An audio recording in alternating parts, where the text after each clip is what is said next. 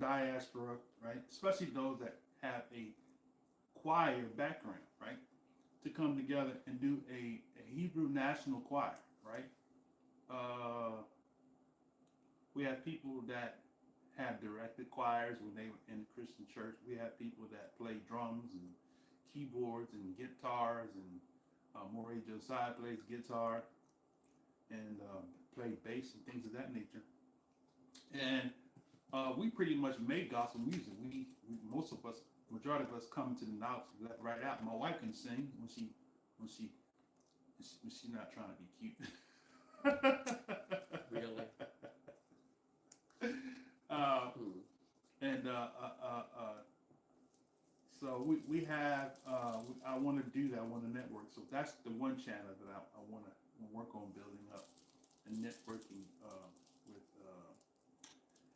I have a name for the channel that I already it's called I think it's called Malachi Music, but I might change the name, but I'll pray about that. But I want to showcase other musical groups that primarily have that choir style. You know, we have a lot of hip hop and rap.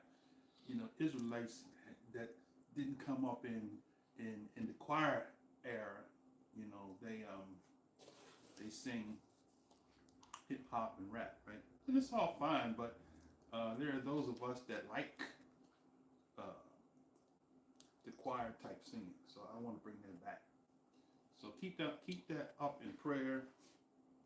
And the other piece I wanted to say was, since I do a lot of teaching from books, I want to do another channel for specifically just to read books, right? Baruch Shabbat, Coach Catherine. Good to see you, my sister, on this blessed Shabbat. And the last thing is that I want to if the Most High bless me, Coach Sandra, Baruch Shabbat to you, Maury Irving. If the Most High bless me to be able to get things the way I desire to and have myself freed up, I want to be able to travel and also with Moray Josiah's help is to help train up some of the young inspiring ministers that can go out and do evangelism in the streets. That was a big strong part of my ministry when I first came to the knowledge. We was out in the streets, hitting the streets, right? Now that we're older and our time consumed with work, we don't have the time to do that as much, but I'd like to build some young people that's got a lot of energy. You know, YouTube's flooded with people, but the streets are not flooded with enough of our people that's basically speaking the truth of the covenant with simplicity, right? That's the whole thing, simplicity. We want to reach out to people with simplicity, right? All right, so with that said, I'm gonna go ahead and open up in prayer. Baruch atah Yahweh. Baruch atah Yahweh. El Shaddai. Abba Yah. We bless you, Baruch atah. We bless you, Abba Yah. The sovereign of the universe, king of the universe, master of the universe. We come before your name, Yeshua HaMashiach, who came through 42 generations to enable us to be engrafted back into the olive tree, to reinstate us back as a kingdom of priests and set apart nation, to be an example to all of the sons, not excluding any of your sons, but to be an example to all the sons of Adam that are placed throughout the nations. It is our prayer and our desire about that you put us back on the right path that we're supposed to be on, so that as we go forward to reach the masses, not with religion, not with a denominationalism, not with organizationalism, but with your truth that you've given to your creation. For you didn't give us a religion. You gave us a way of life. You gave us your laws, your instructions for life, to show us the way that we should go, that we can live and enjoy life as we desire. You want us to have our desires met as we walk in agreement with your protocols, with your code of ethics, with your statutes that you've given us, your appointed days. You called us to keep the seventh day and to keep it set apart. You called us to keep the Moedim, Pesach, Shavuot, Pentecost, Memorial of Trumpets, Day of Atonement, Sukkot. And Father, you said that as we would return to the covenant in these lands of our captivities, that you would remember the covenant of Abraham, Isaac, and Jacob. So therefore, we, as your people, we come as we face towards the direction of Jerusalem, and as we bethink ourselves in the lands where we are carried captive, and that we turn towards you with our whole hearts, our whole minds, with our whole soul, our family, to teach our children to know you, to know your way, which is your life that you have breathed in your creation, that we can live and enjoy, have life more abundantly, and not be bound by religion, bound by restrictions, bound by man's ideas, bound by man's rules and regulations, but that we can walk and flow in your code of ethics that gives us life and life more abundantly. As we go forward in this lesson to share what you would have us to share in this season of Exodus, the road from Exodus, we pray that you would enlighten those that come with simplicity, with knowledge and with comprehension. Give you praise and honor in Yeshua Mashiach. We say hallelujah. Hallelujah. Hallelujah. Hallelujah. Hallelujah. Hallelujah. Todayah. Todayah. Amen. Brothers and sisters, my desire is not to be religious. And some people don't know how to apply that statement. But I think that the biggest disservice that we as Morim, or teachers of the Most High, do to the people of Israel is that we say out of one side of our mouth that we're not a religion, and out of the other side of our mouth, we show that we are a religion.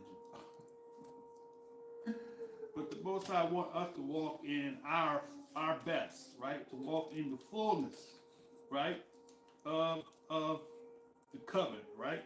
So we're going to go ahead on the road to Exodus, right? This particular lesson is entitled "The Road to Exodus." Is it the Hebrew parallel? I forgot the title.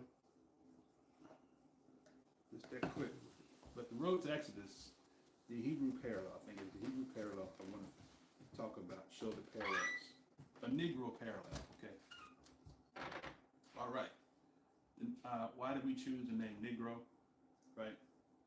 Because Negro doesn't mean black. Negro is a Hebrew word, which means stranger in a land that's not yours. And see, that's so profound, because Negro is a Hebrew word, right? It goes back to Necker, which means a stranger, right? And more importantly, the so-called Negro in America are called Negroes prophetically because we have left the covenant of the Most High, and we have been indoctrinated and infiltrated with the covenant of the nations, or the enemies, right? Now, we're going to go and we're going to walk this thing all the way through, right? But what I want to do is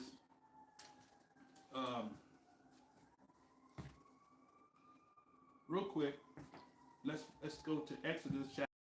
And I want to do this because I want to clip this part here because I want people to know. Because I was watching a video where Gentiles said the Hebrews don't have no set what's the word he used? We don't have the so-called Negro. He called us Black Hebrew Israelites, right? So first thing I want to say is y'all need to stop calling us Black Hebrew Israelites. Stop with the nonsense. ADL, the what is that? Anti-Defamation League, right? Stop with calling us Black Hebrew Israelites. Stop it.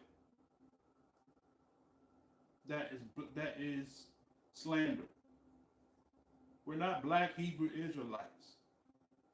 We just straight Hebrew Israelites. And stop trying to tell people who we are. Let us tell our story, right? We are the people of the book. We are Hebrews, descendants of Abraham, and Israel, descendants of Israel, Jacob, whose name was changed to Israel. That's who we are. Leave all the labels off. Black Hebrew Israel. Leave it off. Right? That's number one.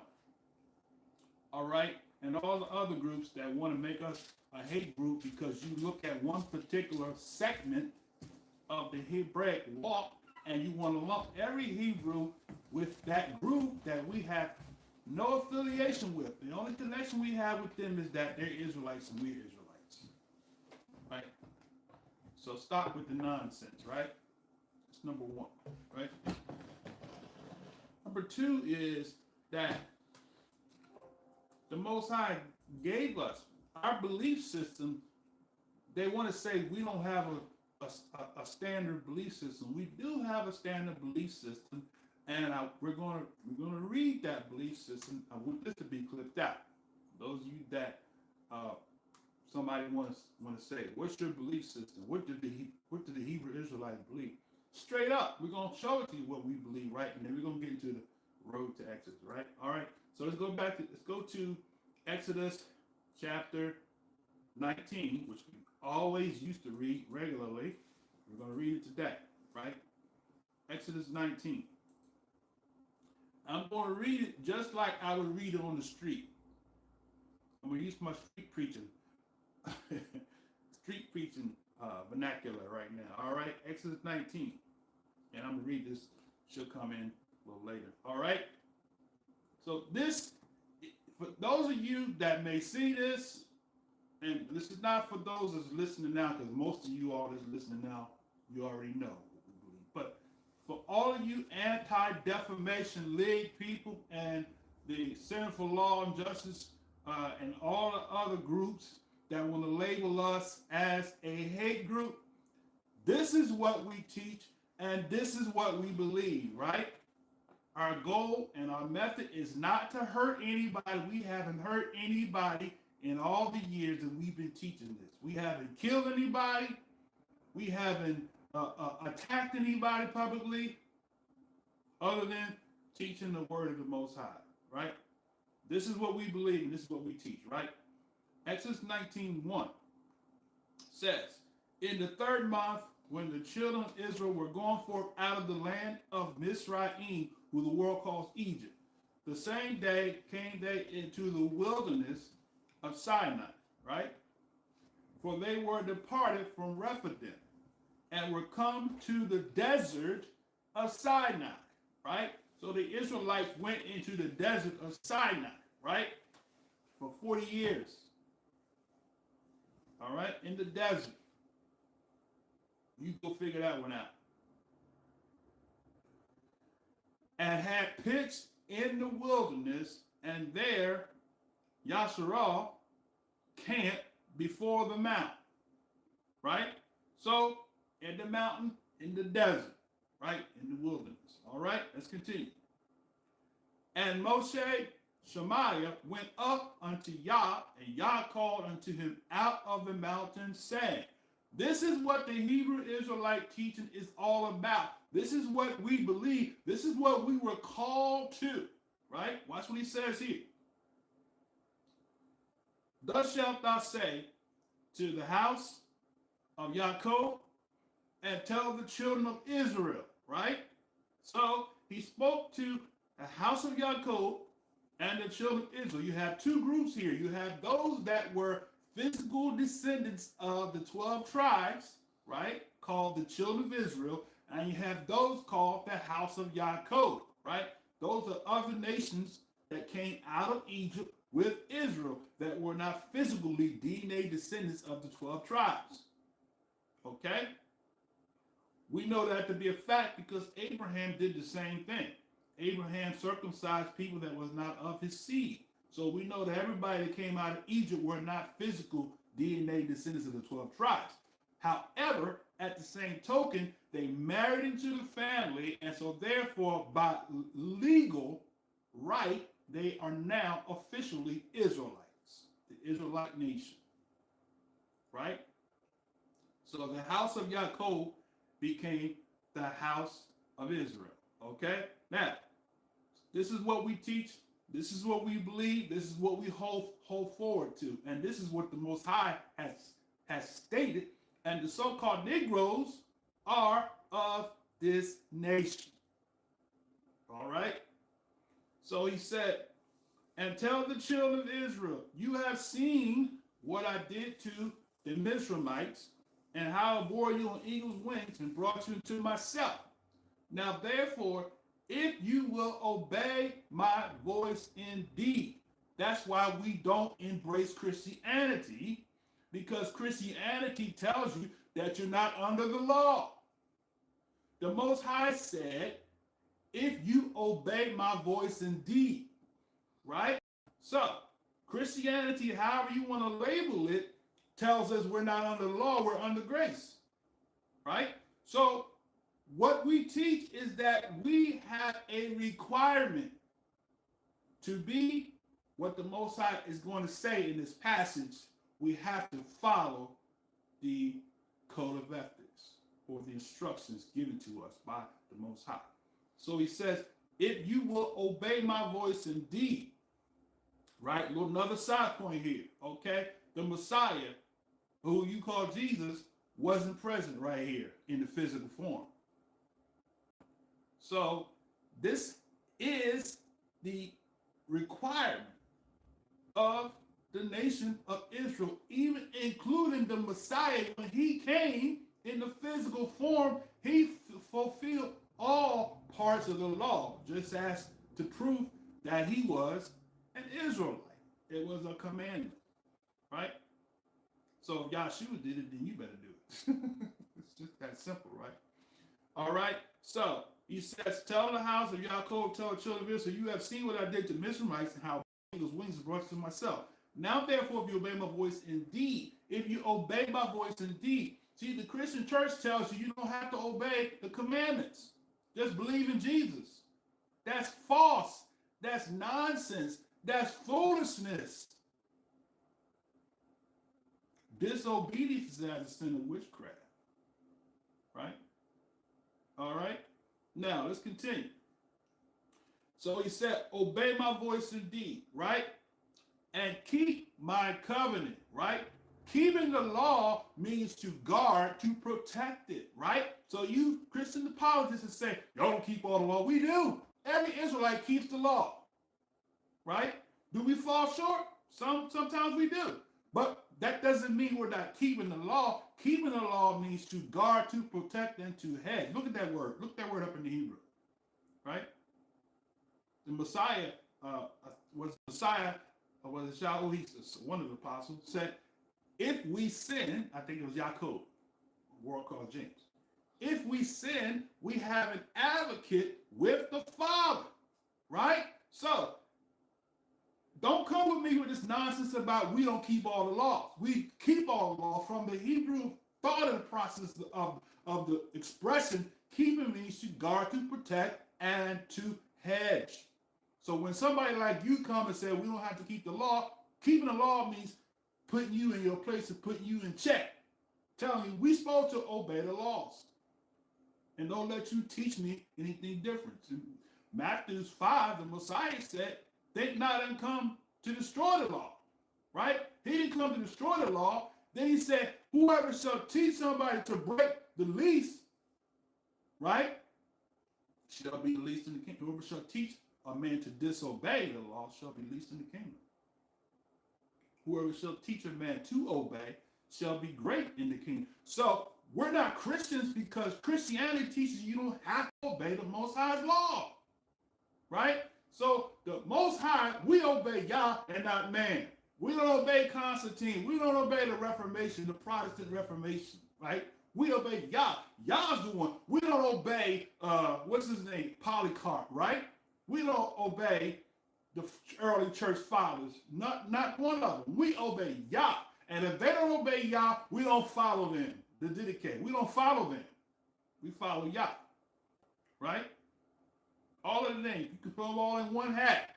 If anyone tells you not to obey Yah's laws, we don't follow them. The early church fathers can go to hell. Tell the devil, put that in his pipe and smoke. Man, your church fathers can get to stepping like Martin Lawrence used to say. Let me get back. I don't want to get into comedy. All right, now, so what we believe is that the Most High said that if we obey his voice and keep his covenant, it's not the church's covenant, it's not Israel's covenant, it is the Most High's covenant. And so we have to be clear that we are to keep his covenant, not my covenant, his covenant. When the Most High says, keep my covenant, is his covenant. It's not Israel's covenant, it's not the Jews' covenant, it's not the church covenant, it's not the new covenant church, it's Yah's covenant, right? Keep his covenant, right? All right, now let me get back. So he says, obey my voice indeed, keep my covenant, then. So when you obey, when you hear that word obey, shama means to hear intelligently. See, the problem with Christianity is y'all don't hear the word intelligently. You got a stupor in your doctrine. Stupidity. You expect to get the blessings of the Most High with the disobedient spirit. Compromise. Compromise is of the devil. You can't have what the Most High, the creator of heaven and earth, said for you to have in disobedience. For the wrath of the Most High, Colossians, Ephesians, both says the same thing. For the wrath of Yah comes against the children of who? Disobedience. So if you disobeying the law, statutes, and commandments, the wrath is on you, not the blessings. All right?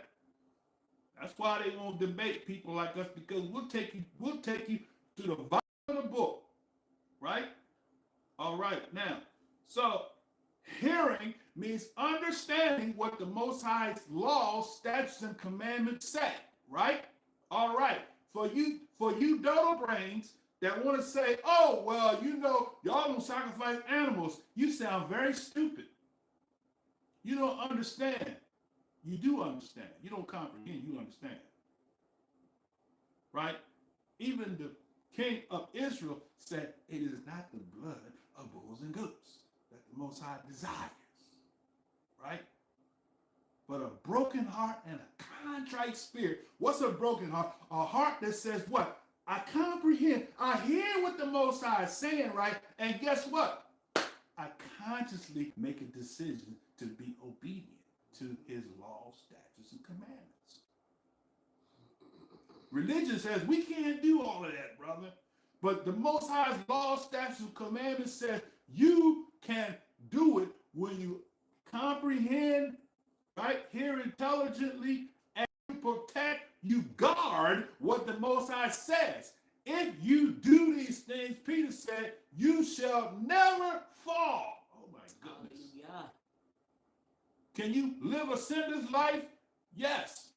If these things be in you and about, it shall be that you shall never fall.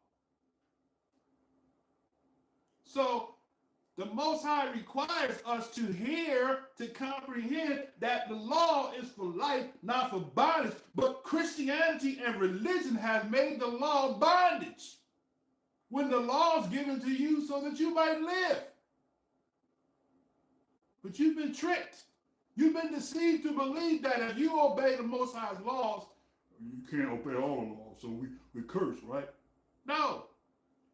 The Most High said, obey if you will obey. Obey is not an English word. The Hebrew word is shema, means that you comprehend, you hear, and you intelligently know what's being said. That's what obey means.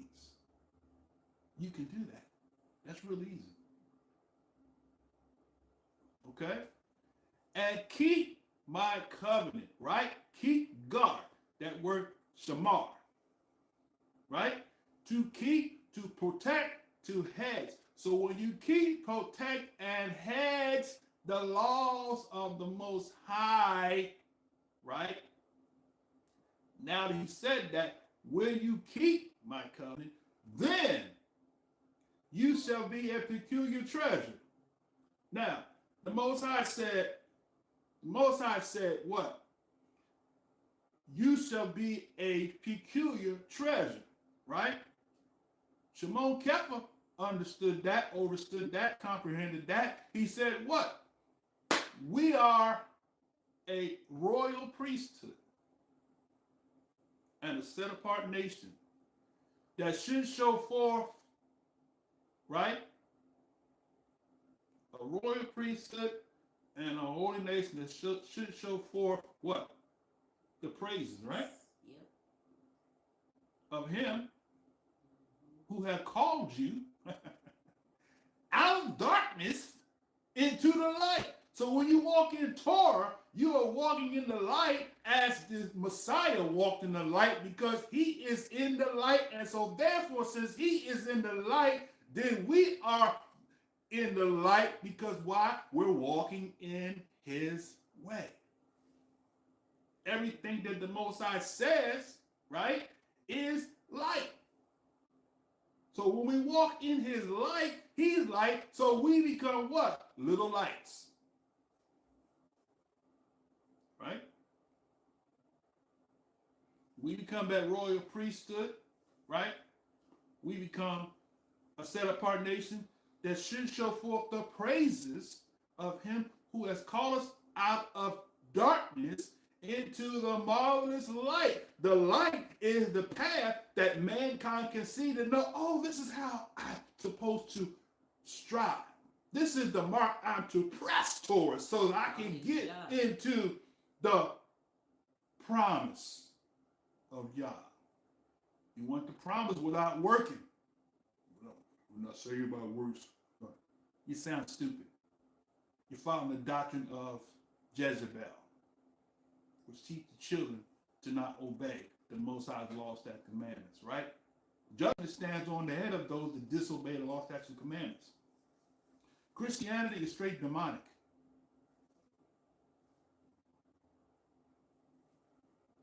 Straight up. Designed to keep the so-called Negroes, the strangers in the foreign lands, in captivity.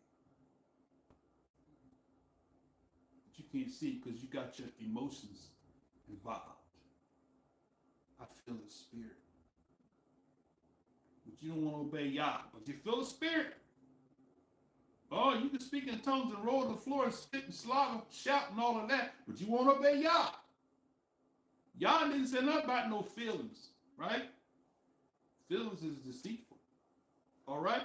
So what we teach, Most High said, if you obey my voice and keep my covenant, then you shall be a peculiar treasure unto me above all people, right? So who is above? What does it mean to be above?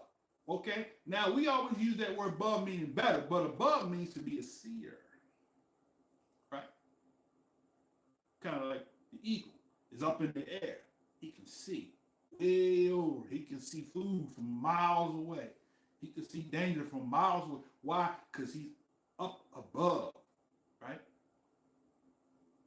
Right? In the military strategy, when a person is in a high place, in a stronghold, right, they can see. When I went to Israel 2009, right, a city that sit on a hill doesn't mean nothing until you actually see it, right? And when I drove around Israel up to certain cities that were on the hill, I saw that hill you can see for miles on that city. You can see an enemy coming a day away. You prepare for his demise, right? So when the Moses said, I will you'll be a treasure unto me above all people, right? The Most High has called the nation of Israel to be seers. We're supposed to be able to see things that's coming, right? We're supposed to be able to see the pandemic coming, right? You in the place with the Most High, He'll show you things to come. You don't have to watch the news and know what's coming. That's the problem. We depend on the news. When Yah shows you what's coming, He'll show you things to come. And you begin to warn people, right? So we're supposed to be above the nation so we can see what's coming, right? And we can make preparation to be ready for what's coming, right? We don't have to listen to Bill Gates and all the other news, the CDC or whatever, and them telling forecasting what's coming. We already know. We go in this book and we can tell you the Most High already said that there was coming plagues. All right. What's the determining factor? Israel. What's the determining factor? Jerusalem, right? Daniel's 70 weeks of prophecy. That's how we determine where we are in prophecy, where we are in time, by looking at Israel, the people, and looking at Jerusalem, the city, right? That's why the so-called people are saying Hebrew Israelites are becoming a problem. Why? Because Satan's seed, right? In the beginning, the Most High said, I will put enmity between your seed and her seed, right? That's the enmity. That's why they're frustrated with us waking up, returning to the covenant, as it says in Deuteronomy 30, right? Now, so he said, you will be above all people, for all the earth is mine. And he says, he didn't stop there, right? I get people ask me questions all the time. How are you a priest? How can you prove you come from the line from Aaron, Aharon? I can't. And I don't have to because I comprehend. I shema what the Most High said to Israel, and you should shema because the Most High said the same thing to you. That if you hear and obey, right, then you will be what? Above. You'll be able to see things, you'll be able to warn the people. Right? So when the Messiah talked about the parable of the 10 virgins, 5 was wise and 5 was foolish, right? You're supposed to be the wise virgin to be able to hear the voice of the Most High. When he says something is coming, you know it's coming and you make a preparation. That's for your protection, for your personal life, as well as protection of other people around you, right? When you hear from the Most High, he protects you and show you what's coming to get you prepared so you won't go under, right? All right?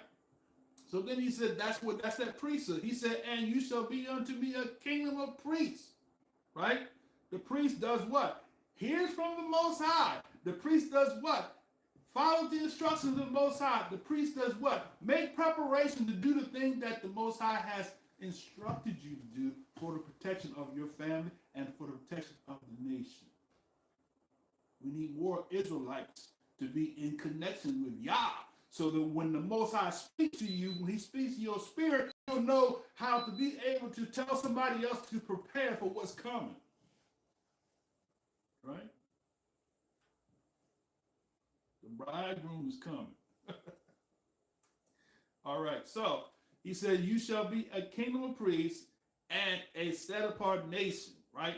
These are the words which thou shalt speak to the children of Israel. So that's what we believe. So anybody, you can clip this out and you can copy, you can upload on your YouTube channel, you can chop it up. Let the people know this is what we believe, right? We have a standard belief across Hebrew Israelite, right? We are of that seed, of that nation that came out of Egypt, that came out of bondage, came out of the world, and now are into the marvelous light. Okay? Now, that's it. Let's get to the lesson. Hallelujah. Whew. That was a mouthful, wasn't it? I had to go in the street mode for a minute. And that felt good. I hadn't did that in a while. We're going to go on the street this summer. I got my system here. I might get a little portable system. Right? We're going to get permits. We're going to go into the towns. We're going to make some noise, right? If it's just me and my Isha and the little grands, we're gonna go We're going to go to the park. We're going to get a permit. We're going to go down there and we're going to make some noise. All right? Now, let's go to Genesis, right? The road to Exodus, right? The Negro parallel. So we're going to begin, and I said we're going to start in Exodus, but we're going to go before that.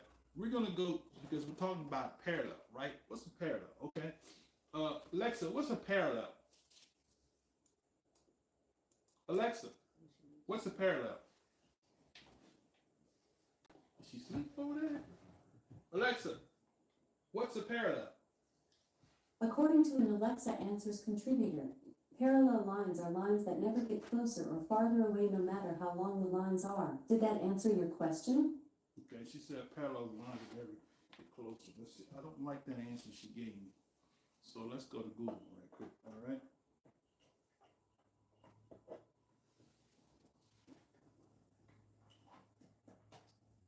on a second. I got to work this left my other one. What's parallel? Here's the definition of parallel: of lines, planes, surfaces, or objects side by side having the same distance continuously between them.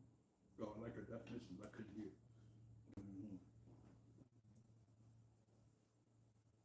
What's parallel? Here's the definition of parallel: What is this? lines, planes, surfaces, or objects side by side and having the same distance continuously between them. I don't know why she's talking so soft. I got it all the way up. Did you all hear that? So the parallel is the meaning once a person or thing that is similar or analogous to another, right? Having the same distance continuously between them, right? So the road to the Exodus, the Most High said what? He speaks the end, right? From the beginning, right? Is that right? Mm-hmm. Speaks the end from the beginning, right? So the beginning is the literal. The end is what? The parallel, the prophetical, right? So we have to look at the scriptures in the literal context and then also look at them in their spiritual context, right? So we have to make the connection, right? All right. So now let's go to Genesis, right? Where the Most High told Abraham initially, right? At Genesis, go to Genesis 15. Yeah, my keyboard on one foot.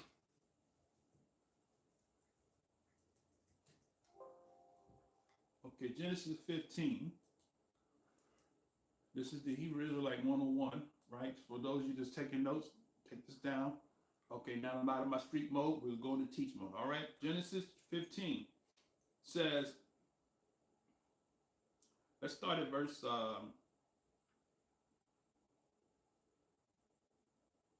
Let's start at verse 1. Okay, let's start at verse 1. We're not going to go slow, but we're just kind of this one to kind of give you the context. All right, start at 15. Genesis 15, verse 1. After these things, the word of Yah came unto Abram in a vision, saying, Fear not, Abram, I am thy shield and thy exceeding great reward. And Abram said, Yah, what wilt thou give me, seeing I go childless, and the steward of my house is this Eliezer of Damascus?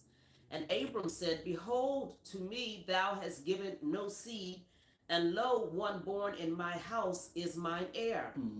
And behold, the word of Yah came unto him, saying, This shall not be thine heir, but he that shall come forth out of thine own bowels shall be thine heir.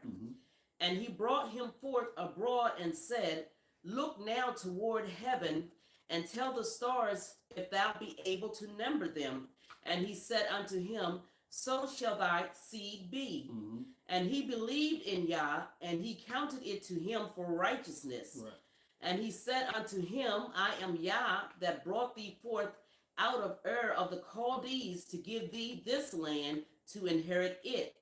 And he said, Yah, whereby shall I know that I shall inherit it? Mm-hmm. Now stop for a second.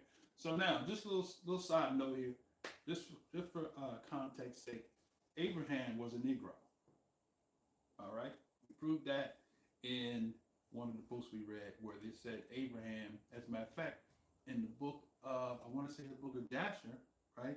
It says that Abraham's mother, Terah's wife, was a Cushite. It's always been there, right?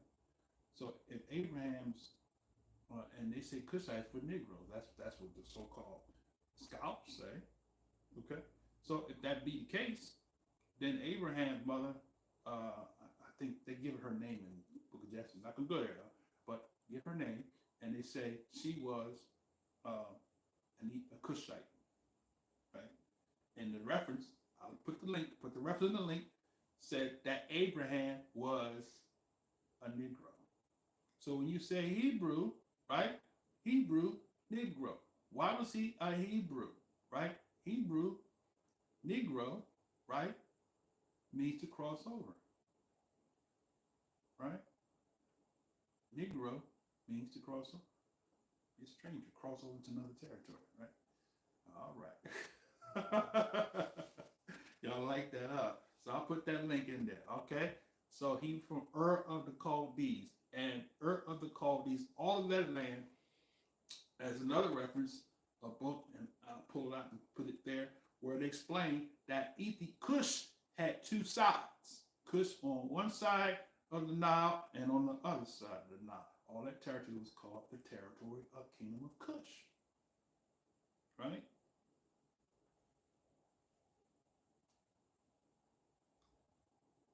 Oh, praise God. Somebody said, who's that? A couple of people saying Baruch Shabbat. Somebody likes, comment went away fast. Let me see if I can pull it up over here. Where's the comment at? Okay. Giving you gratuity for the way you say Yah. Let's see. Let's go over here real quick. Bear with me 1 second, brothers and sisters, so I can see these comments. They go on the screen real quick, and then I can't see them. Okay. Oh, yeah. You see it here. You see it now? Mm-hmm. Yep, you got to call upon that set apart name. Right. Okay. Sorry. Okay. See, the love of our sister is reading the text referring to the Most High as Yah. Yeah, right. So that. Baruch Shabbat, who is it? Amaziah Dawid, Israel Ben Yah. Baruch Shabbat to you, my brother. Ellie Stone. Baruch Shabbat to you, my brother. Nori Josiah, missed you. Baruch Shabbat to you. All right. Now let's get back. So Ur the Chaldees, just a little side note. So Cush was on both sides of the river. So Abraham was what? Abraham was a Negro. All right. I just pause for a picture. Let me slide to get you in the camera. You wait. All right, that's good. Okay, now let's continue. Verse 8. I read 8, Good night. verse 9.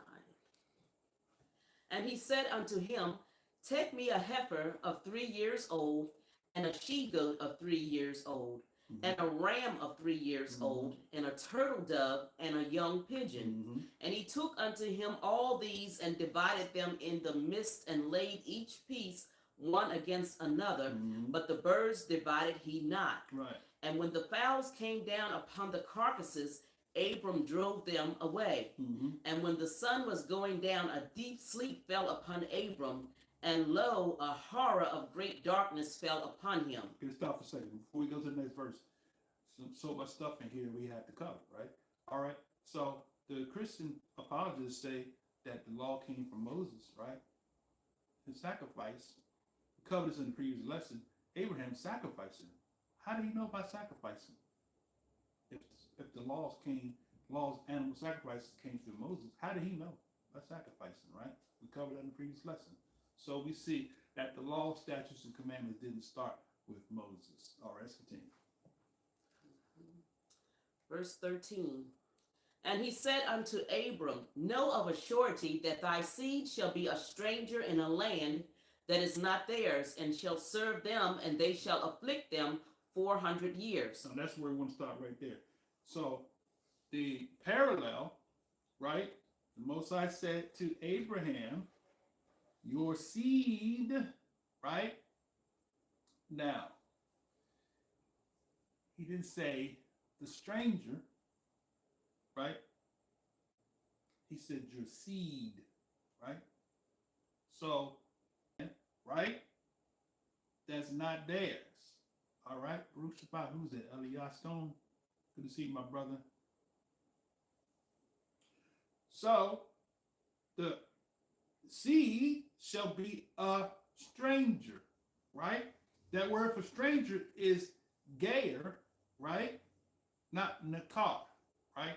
Why? Because in the Most High's eyes, Israel are not, he never called Israel, even in a disobedient state,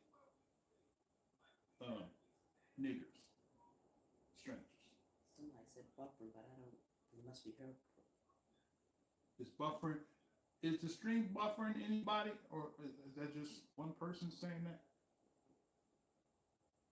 I don't see where it says that on mine. Oh, I don't see anything buffering. It may be her. okay. Anybody else having technical difficulties?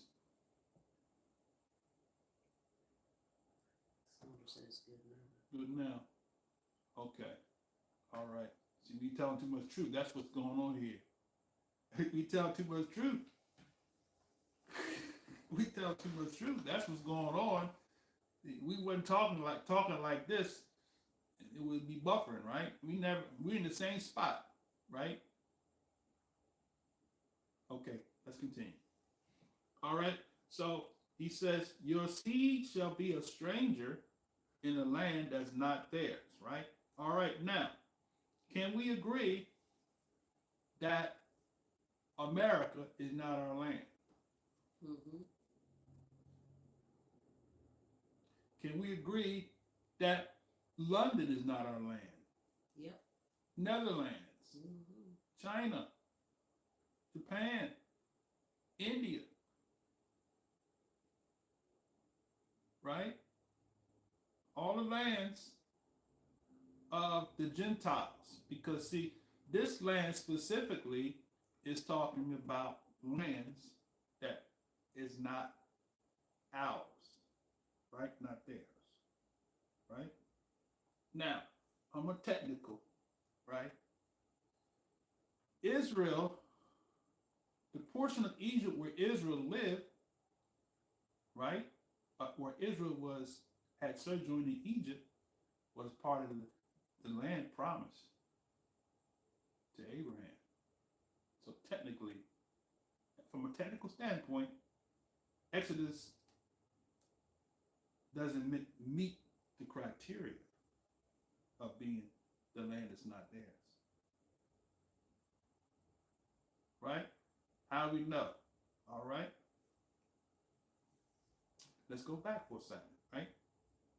Talking about the road to Exodus, the Negro parallel. So let's go back. What land did the Most High promise Abraham? Let's go to chapter 12, I think it is.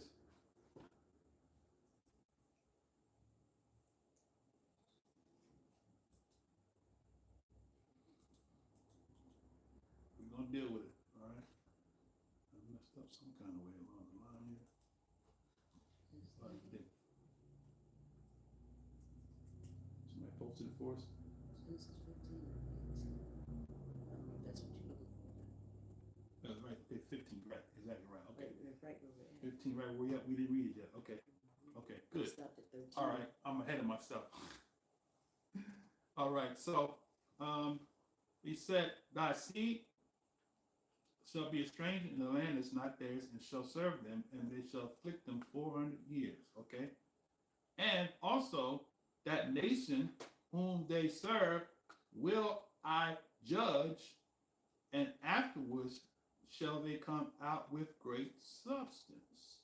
Okay, so now that verse could refer to Egypt.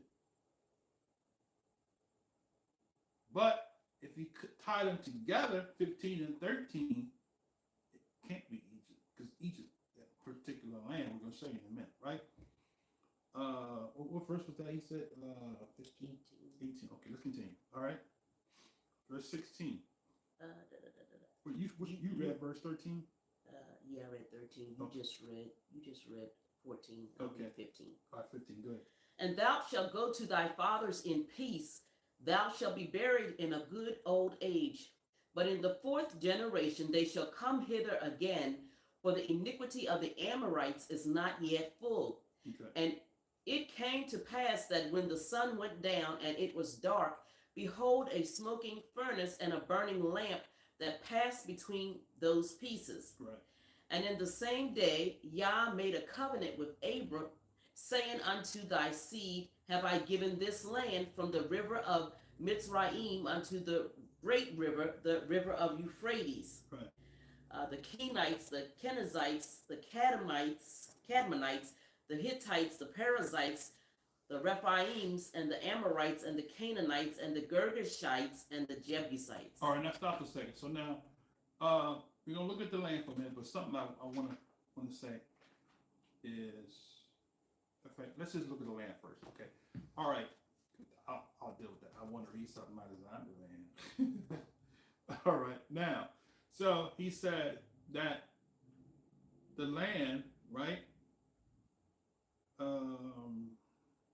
I will give the land from the river of Egypt, right? So if you have a map, we had our setup. I put the map on the screen, right? And show you, right? As a matter of fact, I might have to get me a reader that can network with us, so because we can do like a screen sharing, right? And they can actually do that while I'm using my Android phone and put the map up, right? So I'll have to send you the link. So if anybody interested in doing that, just to be able to be our technical person to put up links and stuff like that, just let me know and we'll work it out. Okay. So he says that, so if you look at the map, right, the map of the river of Egypt, right, which is what? The Nile, right? So the Nile, y'all hit that link, just give it a link for the map. So hit that Nile, the Nile, right, is in Egypt, right? And from the historical standpoint, the territory that Israel lived at when they were in Egypt was within the borders of the Promised Land, right? So from the river of Egypt unto the river Euphrates. So all the land that included part of Egypt, right, all the way over to the river Euphrates was promised to Abraham, right? So technically, Israel was never in a land that was a stranger. Correct, Goshen. So technically, Israel was never in a land that was not theirs.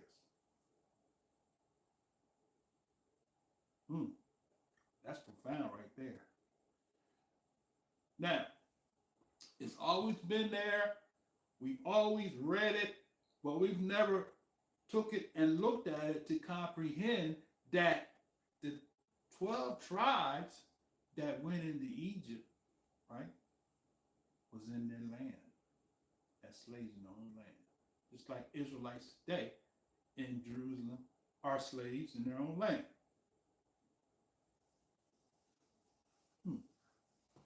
Let that meditate for a second, right? Now, so the land, he said, I give to you is, if we look at geographically, right, on the maps, we'll see all these lands where the Kenites, Perizzites, Cadmonites, Hittites, Perizzites, Rephaim, Amorites, Canaanites, Girgashites, and Jebusites.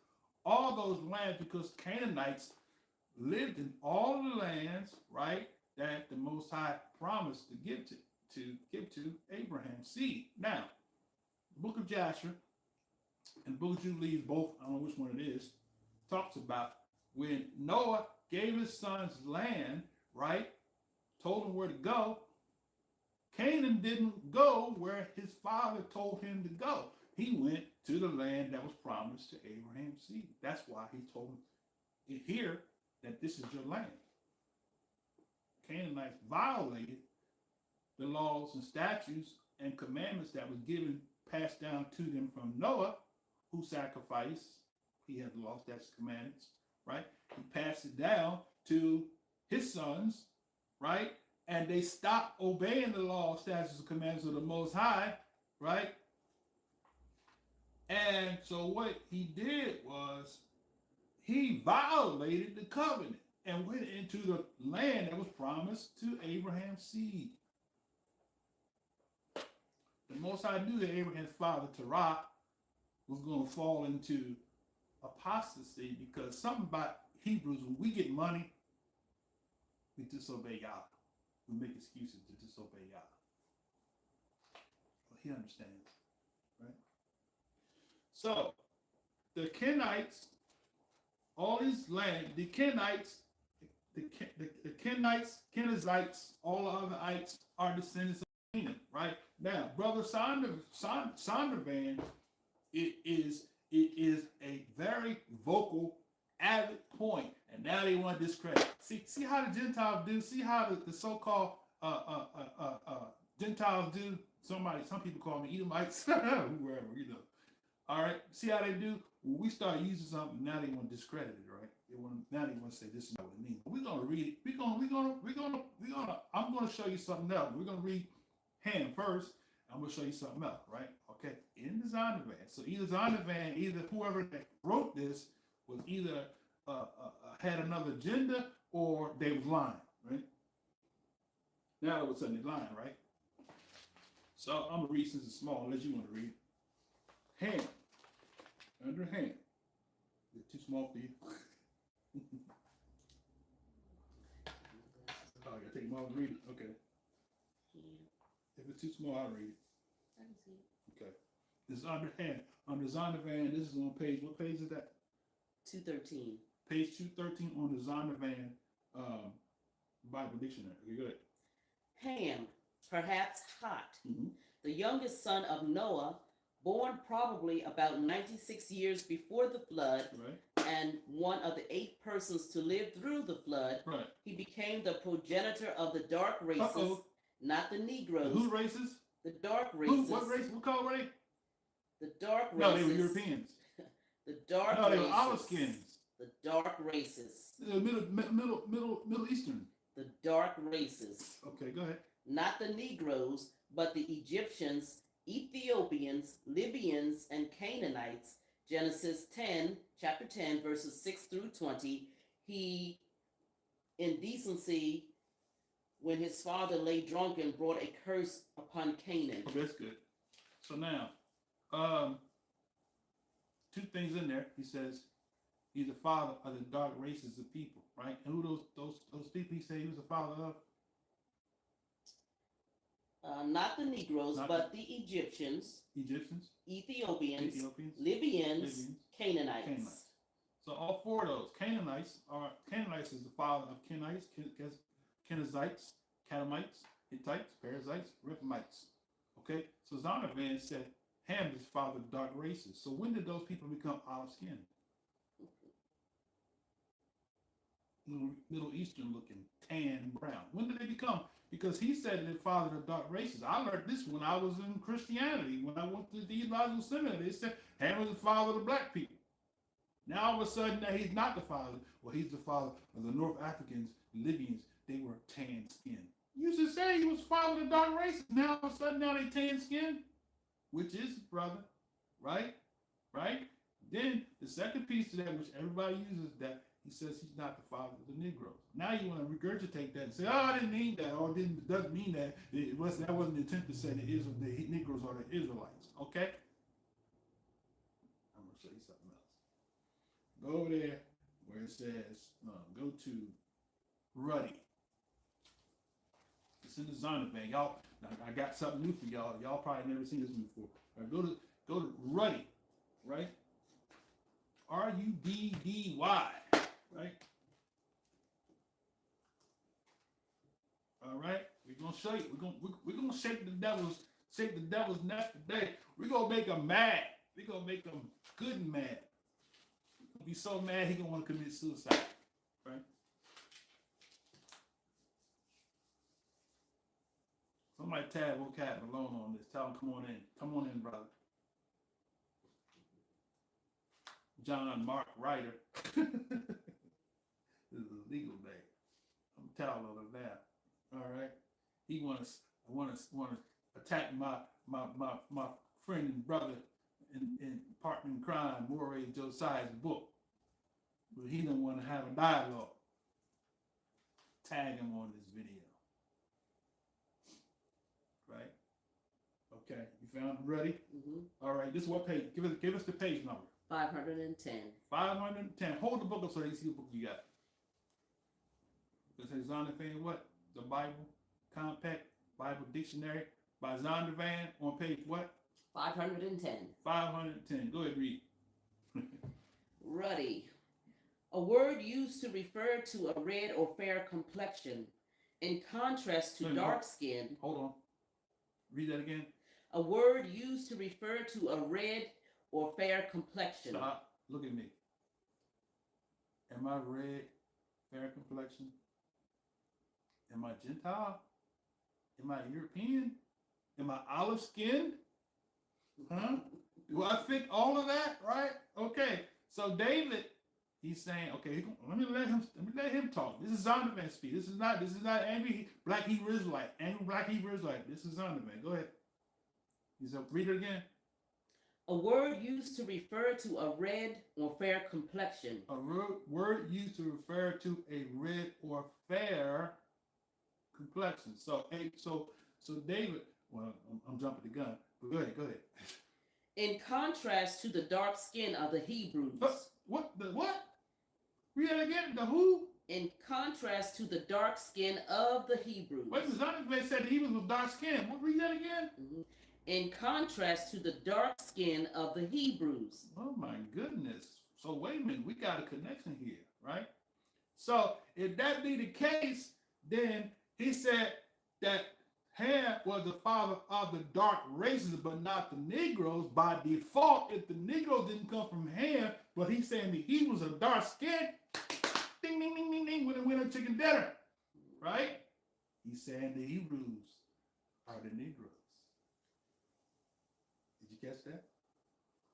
He said, in contrast, so the fair skin in contrast to the dark skinned Hebrews. Now, what does dark skin mean? If he meant to say tan skin or olive skin, then he would have said Mediterranean looking or tan skin. He did not say that. He said dark skinned Hebrews. How you explain? Somebody send him a letter on that. Ask him, what do you mean by that, brother? You said dark skin. Well, I didn't mean dark skin. I meant to say olive skin, right? All right. Bruce Shabbat to you, Coach Sherry. Good to see you, my sister. All right.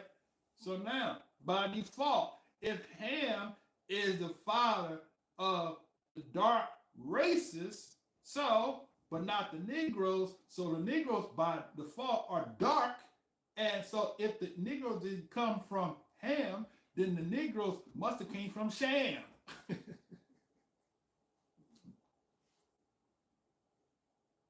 Because you didn't come from your fat, because he said ruddy is fair complected like me, right? And not like the dark-skinned Hebrews. Fair skin. They call red bone, white skin, right?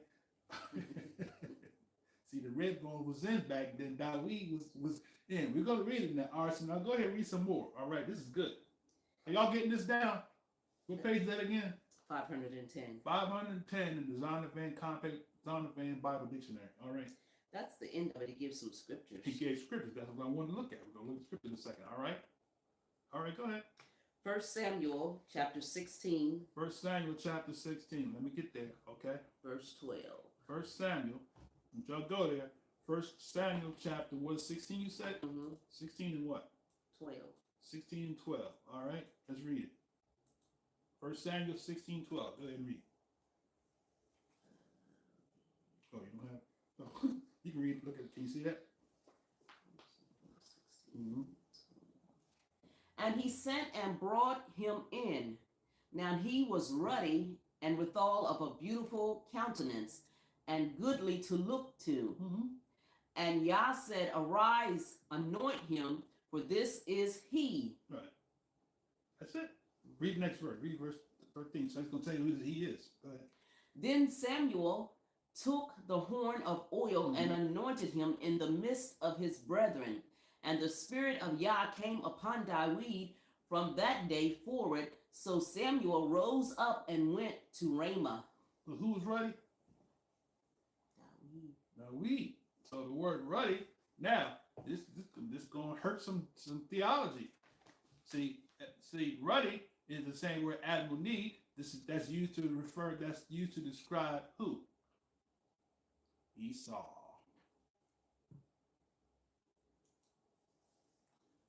So this is proof that, and Brother Zondervan brought it out. He didn't say that ruddy meant white. Ruddy meant fair complected, like your brother here. So King David was a red bone. He was like I'll be sure. Who was that back in the 70s? The light-skinned brother was in. It was I'll be sure. Prince. And all the light-skinned brothers. Light-skinned brothers been out. We've been down ever since, right? So David was, and then now we're going to show you something because his son took on his traits, right? All right. So that's David. So that word ruddy, just for the sake of it, you can look it up if you want. That word ruddy is the word, hold on, is the word Admoni. You said Christopher Williams, right? All right. Montel Williams, is that Christopher? All right. So Admoni, which means reddish, right? All right. Admoni, which goes back to the same word 119, right? If you go Strong's 119, the same word, it tells you, hold on a second.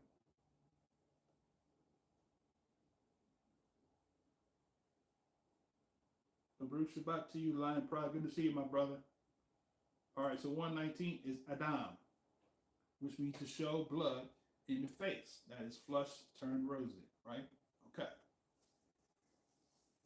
Same word. That Esau means the same thing. So that's proof to you that Esau is not the so-called white man. All right. Esau was born a red bone. Right? Now, let's read the next reference. Okay, so that's 1 Samuel 16. What's the next one? The next one is chapter 17, verse 42. Okay, chapter 17. So go to 1 Samuel chapter 17, right? We chopping down some weeds on the way to the road to Exodus, right? So 1 Samuel 17 and what verse? 42. Okay, 17:42. You don't get this. Write this down. 17:42. All right. What is that? And when the Philistine looked about and saw David, he disdained him, for he was but a youth and ruddy and of a fair countenance. Right. So David was ruddy of a fair countenance. So he was light-skinned. He was a fair-skinned brother, like Christopher Williams, right? Like I'll be sure. Like Prince, right? Like Michael Jackson after he bleached himself. Michael Lowe. Let Michael rest in peace. All right. So what's the next reference? The next one is Song of Solomon. Song of Solomon. Let's go to Song of Solomon. Chapter 5, verse 10. Okay, Song of Solomon. All right. Song of Solomon, chapter 5, you said? Mm-hmm. Verse 10? Mm-hmm. Okay. All right, go ahead. My beloved is white and ruddy, the chiefest among 10,000. And that's reference to? Let's read the next one. Go ahead. His head is as the most fine gold. His locks are bushy and black as a raven. Right. Right. So He was a light-skinned brother, like y'all gonna like this one here. What's the actor on Empire? What's his name with the green eyes? Howard, Terrence. Terrence Howard. So Shalomo probably looked like Terrence Howard with locks. There's another actor that wears locks. He's a light-skinned actor that wears locks. I'm trying to think of his name, if he still has them, right? So that's what King Shalomo looked like. He looked like me with locks. All right. Now, is that good? Yeah, So the takeaway from that is this: is Zondervan said that Ham is the father of dark races, but not the Negroes, right? But then he turns around and says ruddy means fair complected, but not like the dark Hebrews. So by process of elimination, what is he saying to you? He's saying to you that the Negroes are the Hebrews. They sang a hymn and they went home. All right, now let's get back. So we set the stage, going back to Genesis now. He told him that this is the land that belonged to you, that the land where the Kenites, the Kenizzites, Cadmites, Hittites, Perizzites, Rephaim, Amorites, Canaanites, Girgasites, and Jebusites all in. So all these lands, right, was the land he promised Israel, promised Abraham. And Israel never joined in the land that was not theirs for the 400 years, because actually they weren't in Egypt for 400 years. Okay? They were not in Egypt for 400 years. Historically, prophetically, the whole nine. So that's speaking to something in the future, the parallel. So the parallel said that they would be in a land that's not theirs. Right? And even our government has acknowledged us being here 400 years in 2019.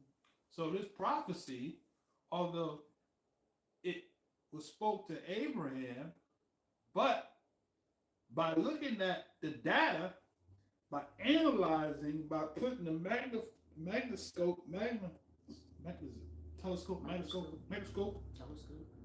and examining it, we said, wait a minute, we got a problem here. Houston? I guess you'd have to use a telescope because that was way back then and compared to now. So you have to zone in a little closer. Like my issue, I said, Houston, we got a problem. He said they would be a stranger in a land that's not theirs. Well, we already determined that America is not our land, right? The Most High said, you would pine away in your enemy's land. Okay. I don't know where that came from. My coach Sherry said she thought he was Indian. All right, we'll talk about that now. So, that's the parallel. Now, what I want to do is, let's go forward. How much time I got? 10:30? Okay, got another half hour. All right, I can get some things in. All right, so let's go to the 12 tribes now. We're going to skip forward to, let's go to chapter,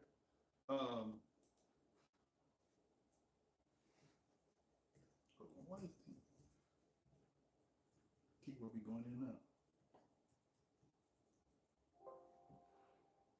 All right, let's go to the 37th chapter of Genesis. We're going to skip past all of the sons. We're going to skip past Abraham having Ishmael, having Isaac. We're going to skip past the Esau Edomite thing, the ruddy Edomite, right? Which meant he was red, he was fair complected, not white, not Laban, right? Laban means white. He was ruddy, not Laban. There's a difference between Laban. Look it up. Laban means white. Ruddy does not mean white. Okay? So you gotta go back to school on that doctrine. Esau is so white, man, you gotta go back to school on that. Right? Are some Edomites look like Europeans and Gentiles? Yes, that's factual, okay? But this is not addressing like Esau, all right? Now, all white people are not Esau. That's a fact. Some specifics, right?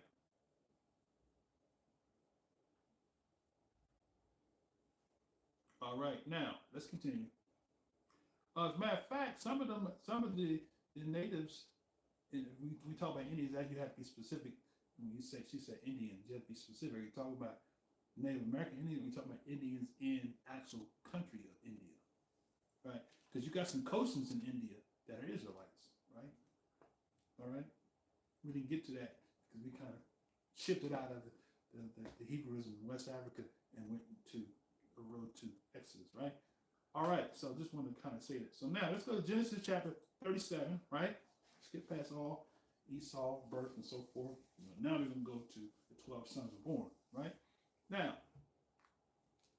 after the 12 sons, just kind of skip forward, pass up some reading, okay, for sake of time. After the 12 tribes were born, after Jacob had I think it was 4 wives, 2 concubines and 2 wives, however that goes. And he had 12 tribes, right? Now, the story goes down like this, all right? Let's go to, let's start at verse, and when you read in the other books, like the book of Joshua, the book of Jubilees, they tell you why Jacob loved, okay, his brother, okay, his son, okay? Let's see. Start at verse 1 then. Genesis 37, verse 1. And Jacob dwelt in the land wherein his father was a stranger, in the land of Canaan. These are the generations of Jacob, and Joseph, being 17 years old, was feeding the flock with his brethren, and the lad was with the sons of Bilhah and with the sons of Zilpah, his father's wives, and Joseph brought unto his father their evil report. Now Israel loved Joseph more than all his children, because he was the son of his old age, and he made him a coat of many colors. And when his brethren saw that their father loved... Wait, we passed something. Now, last week I said that Israelites knew the law, statutes, commandments, right? At first I thought maybe they didn't know the law, statutes, commandments when they were in Egypt, but that's not true, because right here, right, we just read that. How did, right here it says Yosef was 17, this is verse 2, years old. He was feeding the flock, right? And his brother, the lad, was with the sons of Bilhah and his 7 sons of Zilpah and his father's wives, right? Joseph brought unto his father their evil report, right?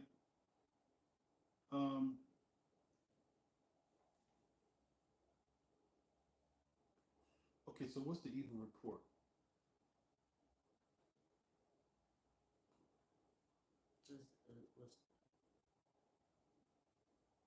Hold on 1 second.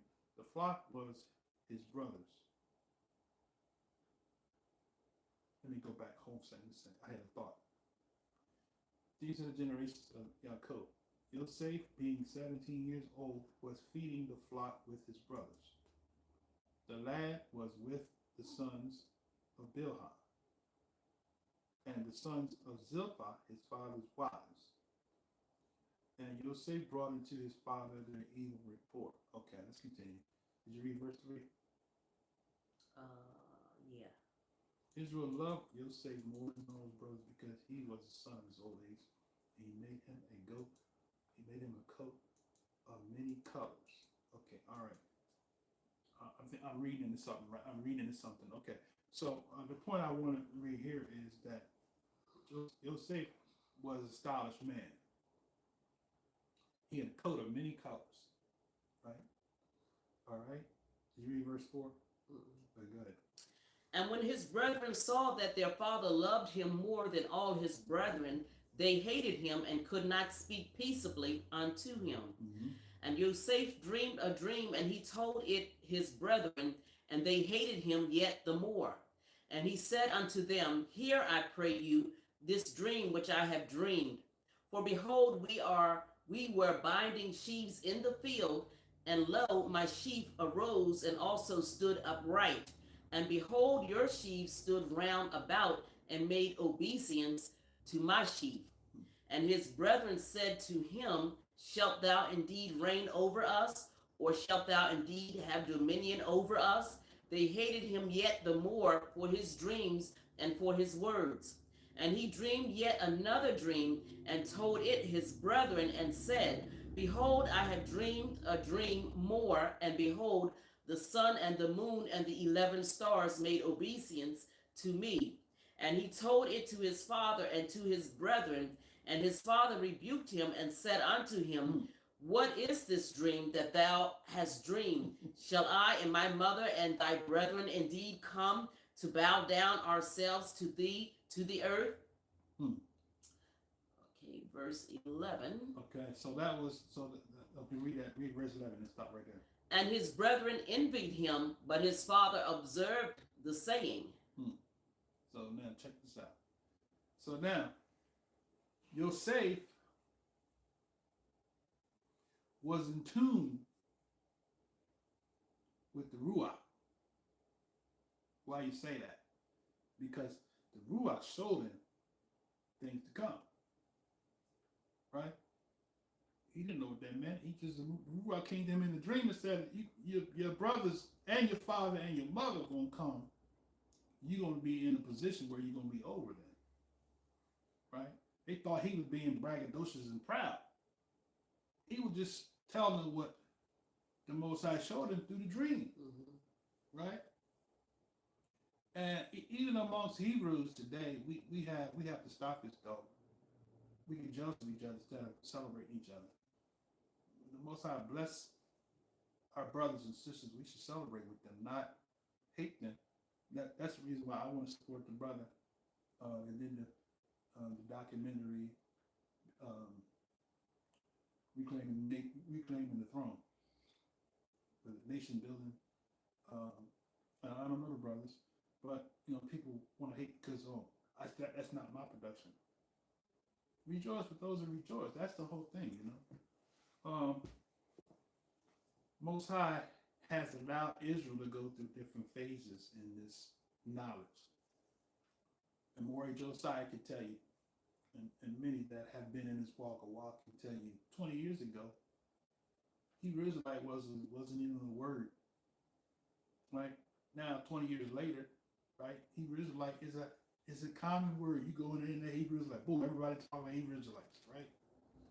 Everybody got a channel, right? So they got jealous of him because the Most High showed him a vision of things was to come. Right, he was a snitch. That's what I was looking at. He was a snitch, right? But I was trying to read into it because it was something that went down. I think I read it somewhere else, but I won't address it there because I didn't see it, but I don't want to go somewhere else. But they were violating the laws, is what I was trying to say. But it was something that they did within that. But let's continue. So he went and told his father. So his father taught him the law, statutes, commandments. So they were breaking the commandments, right? What basically I was trying to get at. Okay? All right, go to verse 12 now. Genesis 37:12.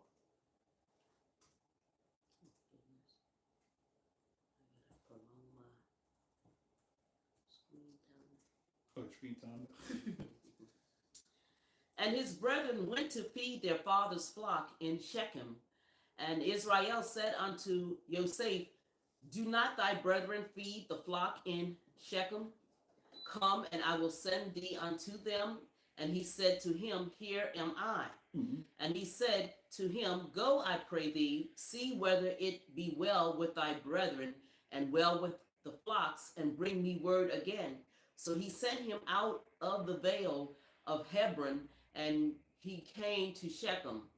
And a certain man found him, and behold, he was wandering in the field. And the man asked him, saying, What seekest thou? And he said, I seek my brethren. Tell me, I pray thee, where they feed their flocks. And the man said, They are departed hence, for I heard them say, Let us go to Dothan. And Joseph went after his brethren and found them in Dothan. And when they saw him afar off, even before he came near unto them, they conspired against him to slay him.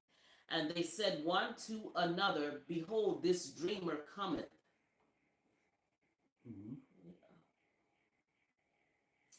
Come now, therefore, and let us slay him and cast him into some pit, and we will say some evil beasts have devoured him, and we shall see what will become of his dreams. Right.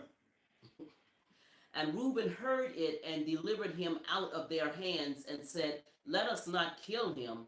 And Reuben said unto them, Shed no blood, but cast him into this pit that is in the wilderness, and lay no hand upon him, that he might rid him out of their hands, to deliver him to his father again. And it came to pass, when Joseph was come unto his brethren, that they stripped Joseph out of his coat of many colors that was on him. And they took him and cast him into a pit, and the pit was empty, there was no water in it. And they sat down to eat bread, and they lifted up their eyes and looked, and behold, a company of Ishmaelites came from Gilead with their camels, bearing spicery and balm and myrrh, going to carry it down to Egypt. And pull it up. And Yehuda said unto his brethren, What profit is it if we slay our brother and conceal his blood? Come and let us sell him to the Ishmaelites, and let not our hand be upon him, for he is our brother and our flesh. And his brethren were content. Then there passed by Midianites and merchantmen, and they drew and lifted up Joseph out of the pit, and sold Joseph to the Ishmaelites for 20 pieces of silver. And they brought Joseph into Egypt. And Reuben returned unto the pit, and behold, Joseph was not in the pit, and he rent his clothes. And he returned unto his brethren and said, The child is not, and I, whither shall I go?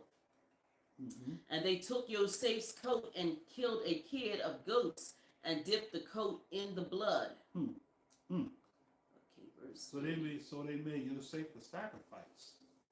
They knew about sacrifices, right? So they sacrificed the goat and put the goat's blood on his coat. And knew about thou shalt not kill. That's strange fact. Thou shalt not kill it. So they violate Torah. That was right. Didn't want any blood on their hands. Right. Oh, that's good.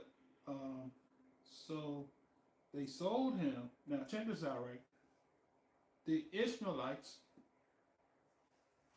the Israelites and the Midianites, it goes Psalms 83, right? Those same people that have conspired, right, against the Hebrews, right? Ishmaelites, right? The Midianites, cousins, and the Midianites, what did the Midianites do? The Midianites, it says here, was passing by. They were merchants. So were the Midianites. The Midianites were descendants of Abraham by his wife Keturah, right? They took him and they lifted him out the pit and sold him to the other cousins, descendants of Ishmael, who were black. So Midianites were black, Ishmaelites were black. Why? Because Ishmaelites were Egyptians, right? And John the Van said, Ham was father of dark races, but not the Negroes. So the Egyptians were dark races by process of elimination, right? And they sold them to the Midianites, right? And now, where'd you leave off at? I read 31. Okay, go ahead. Verse 32. And they sent the coat of many colors, and they brought it to their father, and said, This have we found. Know now whether it be thy son's coat or no. And he knew it and said, It is my son's coat. An evil beast have devoured him. Yosef is without doubt rent in pieces. And Jacob rent his clothes and put sackcloth upon his loins and mourned for his son many days. And all his sons and all his daughters rose up to comfort him, but he refused to be comforted. And he said, For I will go down into the grave unto my son mourning. Thus his father wept for him. And the Midianites sold him into Egypt unto Potiphar, an officer of Pharaoh's and captain of the guard.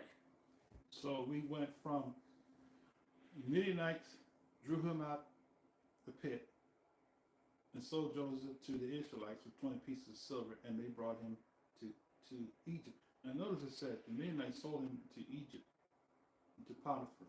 So the Midianites made the purchase, right? Sold him to the Israelites. So who gets the credit? Midianites get the credit. And that was the first violation of by selling our brothers into slavery, by selling our brothers into the hands of the enemy, as we say so often, right? Bruce Shabbat to you, Coach. Esau, good to see you, my sister. All right, so now we're on the road to the Exodus. We showed you that Israel was promised to be, pronounced to be in a land that's not theirs. We showed you that the land of Egypt was where they lived, where they sojourned in captivity, and Goshen was a part of the promised land. So, by default, the fulfillment was not fulfilled in Egypt. Okay? Now, let's skip forward. Let's go to Joseph now, because Joseph gained favor. So let's go to the next chapter, 38.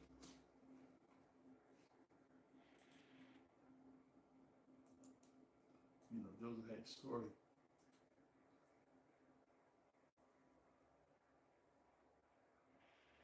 We're gonna skip past that one. That's dealing with Judah and Tamar. We won't deal with that.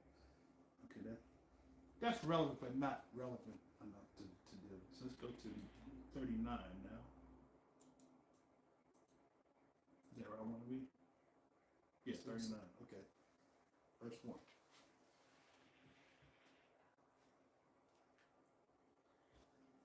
Matter of fact, do I want to deal with this? Not necessarily. Let's skip this too. Let's go to,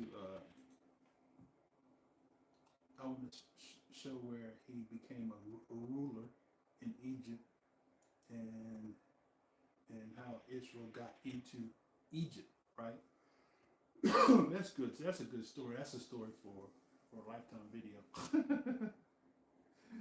How Potiphar's wife was chasing after him. You know how we get. That don't happen in Israel, but we was in the world. You know, sister find out that is a fine looking brother, look better than her husband.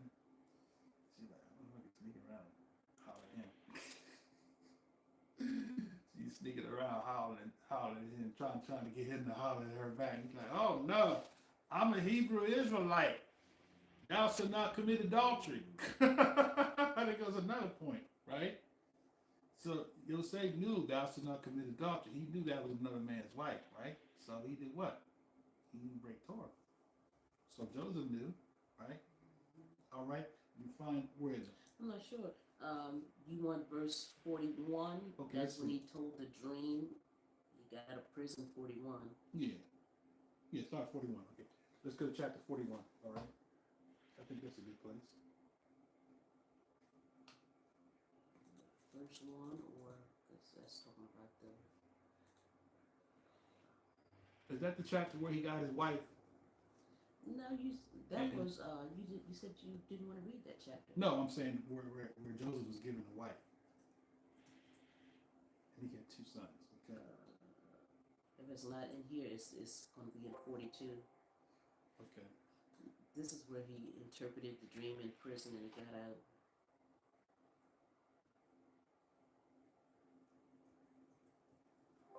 All right, so what I want to do, I want to go to, 41, that's right. So you're right, 41 is right, okay. What do I want to read from 41? I want to read through all of that. He interprets a dream. We skip past all of that. Okay, he interprets a dream, right? That's the one, okay. All right, we start there. Verse 17. Verse 17. Matter of fact, go ahead and read it down because we'll show you how the false prophets. That's good. Let's start with 1. We'll show you how the false prophet, because you got in today's time. This is profound too, because you got in today's time. You got false prophets that are mimic. That's why. See, let me say this here. Please don't be offended, you Hebrews. Because a Christian person prophesies something that comes to pass, does not make them a prophet of Yah. Because a person could operate in the spirit of divination and see things. That's true. Remember, without going into the story, the woman is prophesied, these are the men of Yah that speak the truth. And like, come out of her, you devil, and Paul and all of them, cast the devil out of her, right?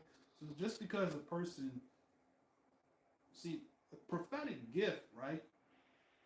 This lesson is not about prophecy, but just we're going to show you the story. But since we're there, we're gonna read it. Just because a person says something and it comes to pass, right? We can go to the book of Deuteronomy, it talks about that, right? But they're having you to serve other deities, right? Right? You're not supposed to listen to that person, right? All right, let's go ahead, continue. Okay, verse 1, 41 and 1.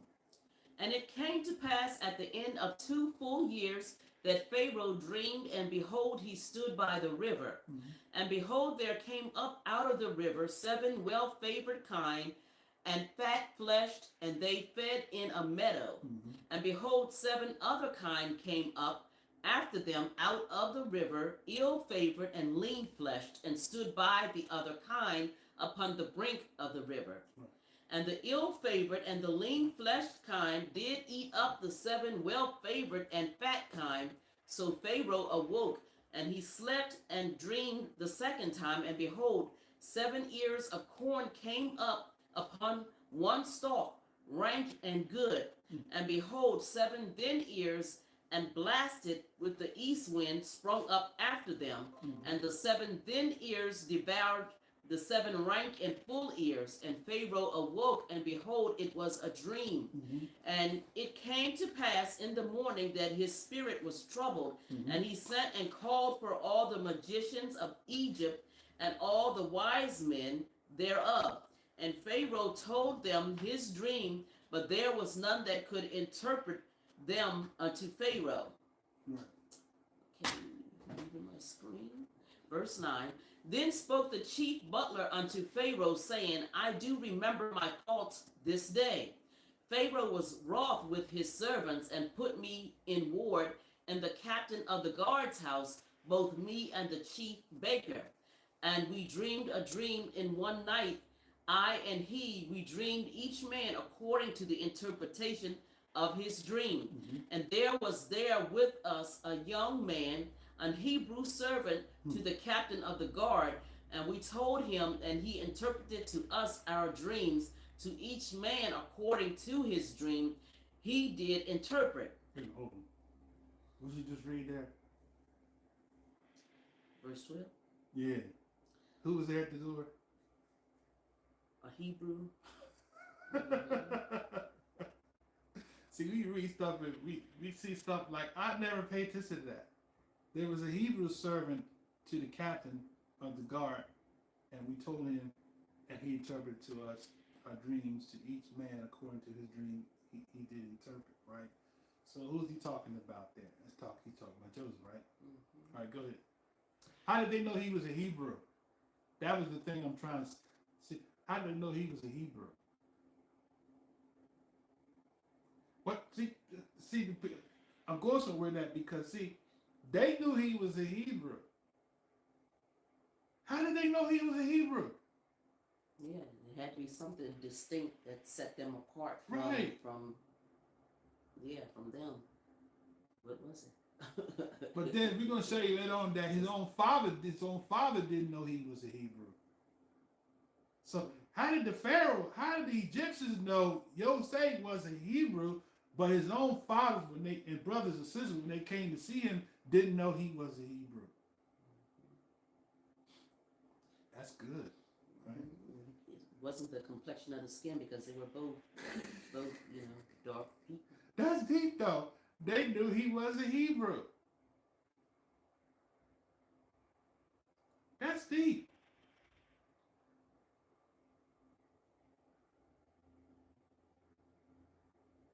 He said the butler spoke with Joseph while they were in prison. Okay. Oh, I'll take that. Okay. Yeah, because he interpreted the dream. Okay. But still, he looked like him. Mm-hmm. You know, the reason why he knew he was a Hebrew because he told them that he was a Hebrew. So he must have looked like them. He could pass for an Egyptian. All right, go ahead. Mm-hmm. Verse 13. And it came to pass as he interpreted to us, so it was, me he restored unto mine office, and him he hanged. Mm-hmm. Then Pharaoh sent and called Yosef, and they brought him hastily out of the dungeon, and he shaved himself and changed his raiment, and came in unto Pharaoh. Mm-hmm. And Pharaoh said unto Yosef, I have dreamed a dream, and there is none that can interpret it, and I have heard say of thee that thou canst overstand a dream to interpret it. And Yosef answered Pharaoh, saying, it is not in me. Yah shall give Pharaoh an answer of peace. And Pharaoh said unto Yosef, in my dream, behold, I stood upon the bank of the river, and behold, there came up out of the river 7 kine, fat-fleshed and well-favored, and they fed in a meadow. And behold, 7 other kine came up after them, poor and very ill-favored and lean-fleshed, such as I never saw in all the land of Mitzrayim for badness. Mm-hmm. And the lean and the ill-favored kind did eat up the first 7 fat kind. Sliding up. Where you at? 21? Yes, 21. And when they had eaten them up, it could not be known that they had eaten them, but they were still ill-favored. As at the beginning, so I awoke. And I saw in my dream, and behold, 7 ears came up in one stalk, full and good. And behold, 7 ears withered, thin and blasted, with the east wind sprung up after them. Mm-hmm. And the thin ears devoured the 7 good ears. And I told this unto the magicians, but there was none that could declare it unto me. Right. And Yosef said unto Pharaoh, the dream of Pharaoh is one. Yah have showed Pharaoh what he is about to do. Mm-hmm. The 7 good kind, and the 7 years, and the 7 good ears, and the 7 years, the dream is one. Mm-hmm. And the 7 thin and ill-favored kind that came up after them are 7 years, and the 7 empty ears blasted with the east wind shall be the 7 years of famine. Mm-hmm. This is the thing which I have spoken unto Pharaoh. What Yah is about to do, he showeth unto Pharaoh. Right. Behold, there come 7 years of great plenty throughout all of the land of Mitzrayim. Mm-hmm. Just in verse 30. And there shall arise after them 7 years of famine, and all the plenty shall be forgotten in the land of Mitzrayim, and the famine shall consume the land. And the plenty shall not be known in the land by reason of that famine following, for it shall be very grievous. And for that the dream was doubled unto Pharaoh twice. It is because the thing is established by Yah, and Yah will shortly bring it to pass. Now therefore let Pharaoh look out a man discreet and wise, and set him over the land of Mitzrayim. Let Pharaoh do this, and let him appoint officers over the land, and take up the 5th part of the land of Mitzrayim in the 7 plenteous years. and let them gather all the food of those good years that come, and lay up corn under the hand of Pharaoh, and let them keep food in the cities. And that food shall be for store to the land against the 7 years of famine, which shall be in the land of Mitzrayim, that the land perish not through the famine. Okay, stop for a second. Now, Moses is speaking right now through that right there, right? There's a famine coming, and we need to plant, right? Because something's about to happen, and Moses is giving us warning, right? And this is a parallel, but we can see where we're going now, right? Now, Moses had dealt with me, and I never voiced it. I should have. I didn't voice it.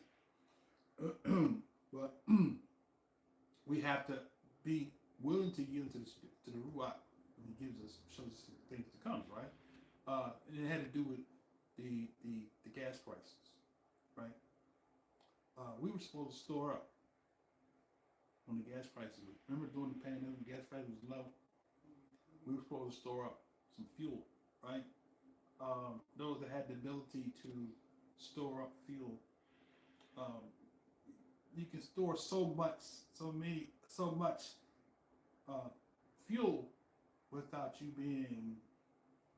having to get a permit, right?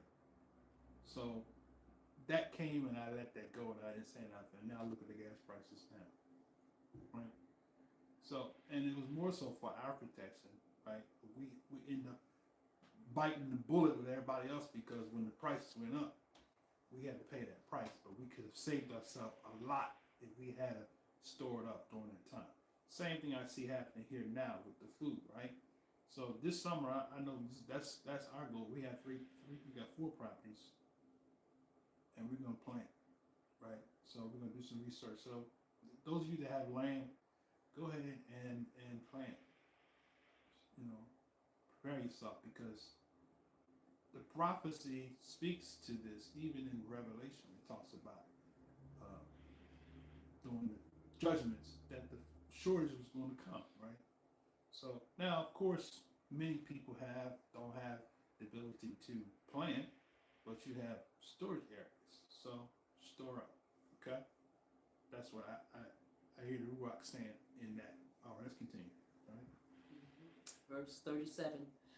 And the thing was good in the eyes of Pharaoh and in the eyes of all his servants. And Pharaoh said unto his servants, Can we find such a one as this is a man in whom the spirit of Yah is? Right. And Pharaoh said unto Joseph, For as much as Yah have showed thee all this, there is none so discreet and wise as thou art. Right. Thou shalt be over my house, and according unto thy word shall all my people be ruled. Only in the throne will I be greater than you, than thou. And Pharaoh said unto Joseph, See, I have set thee over all the land of Mitzrayim. And Pharaoh took off his ring from his hand and put it upon Joseph's hand, and arrayed him in vestures of fine linen, and put a gold chain about his neck. And he made him to ride in the second chariot which he had, and they cried before him, Bow the knee, and he made him ruler over all the land of Mitzrayim. And Pharaoh said unto Joseph, I am Pharaoh, and without thee shall no man lift up his hand or foot in all the land of Mitzrayim. And Pharaoh called Joseph's name Zapnath-Paneah, and he gave him to wife Asenath, the daughter of Potipharah, priest of On, and Joseph went out over all the land of Mitzrayim. Verse 46. So now, Joseph marries an Egyptian priestess. That's who she was. So the priest of On's daughter, right? Zapnath-Paneah. And the name Zapnath-Paneah means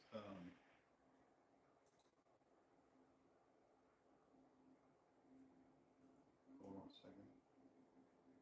I stopped at 46, so it was somewhere right before there. Okay.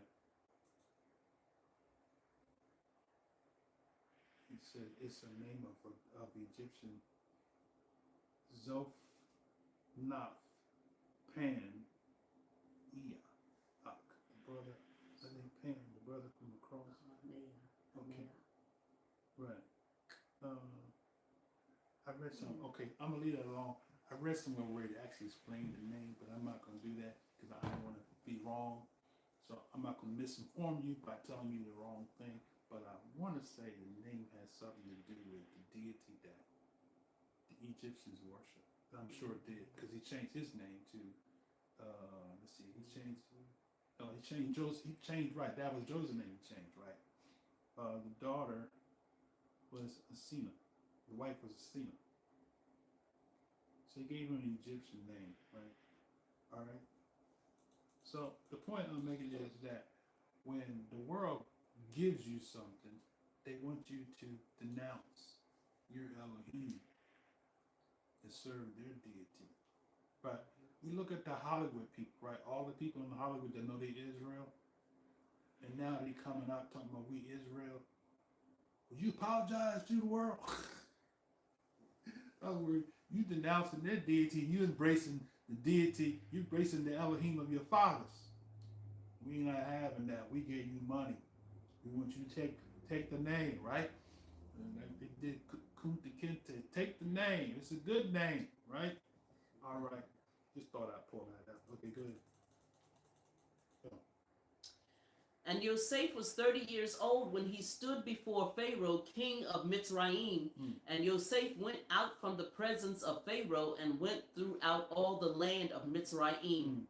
And in the 7 plenteous years, the earth brought forth by handfuls. And he gathered up all the food of the 7 years which were in the land of Mitzrayim, and laid up the food in the cities, the food of the field, which was round about every city, laid he up in the same. And Yosef gathered corn as the sand of the sea, very much until he left numbering, for it was without number. And unto Yosef were born 2 sons before the years of famine came, which Asenath, the daughter of Potiphar, priest of On, bare unto him. And Yosef called the name of the firstborn Manasseh, for Yah said, He hath made me forget all my toil and all my father's house. And the name of the second called he Ephraim, for Yah hath caused me to be fruitful in the land of my affliction. And the 7 years of plenteousness that was in the land of Mitzrayim were ended. So Yosef had, what verse was that? I stopped at 54, so 53 and up. Oh, I'm in the wrong chapter. Wait, I'm 42. Okay. 41. Okay. So the point I want to make is Yosef's wife was an Egyptian, right? Ham was the father of dark race and people. So that means what? If she was Egyptian and he was a grandson or great grandson of a Negro, right? What does that make Ephraim and Manasseh, the 2 sons, right? Notice he didn't give his sons Egyptian names.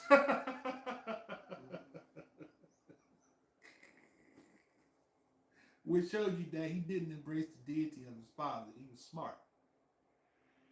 Right? He was politically correct. He let you change my name, but I'm not going to let you change who I serve, right?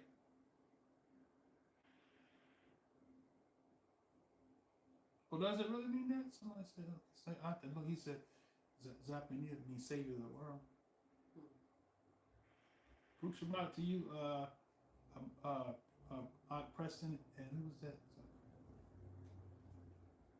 Yeah, the guy, Eve. Okay. I have to. Can you provide some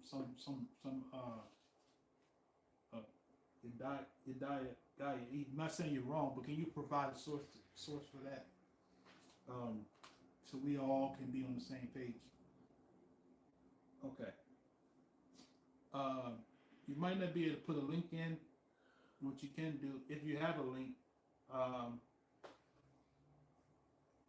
See that YouTube, you can't do private messages no more like you used to. You used to do a private message to somebody. You probably have to send it to my email, which is yahresh at yahoo, YAHRESH at yahoo.com. YAHRESH at yahoo.com. One more time. YAHRESH at yahoo.com. Provide that link for me if it's a link, and we'll definitely look at it. Okay. I like knowledge. I like learning something new because I could be wrong. If I'm wrong, hey, show me. So Yosef didn't name his sons, didn't give them Egyptians names. He gave them Hebrew names, Ephraim and Manasseh. And for those of you that remember, we did a series on the little book, The Keys to Heaven in the Bible, where it's the origin of the Anglo-Israel doctrine that Britain and America is Ephraim and Manasseh. So, so with the overwhelming evidence and proof that Abraham was a Negro and his great grandson had to have been a Negro, right? And so he married a Hamite, a dark race. Ephraim and Manasseh couldn't possibly have been European at all. Okay? So that's elimination. So Zondervan tells us Ham is the father of the dark races of people. All right? Now, chapter 42 now. This is real close here. We're actually over 11 o'clock, but I gave you a street message for about 40 minutes. So I'll give you some grace time. All right? 42, go ahead. Chapter 42. Mm-hmm. Now when Jacob saw that there was corn in Mitzrayim, Jacob said unto his sons, why do you look one upon another? Right.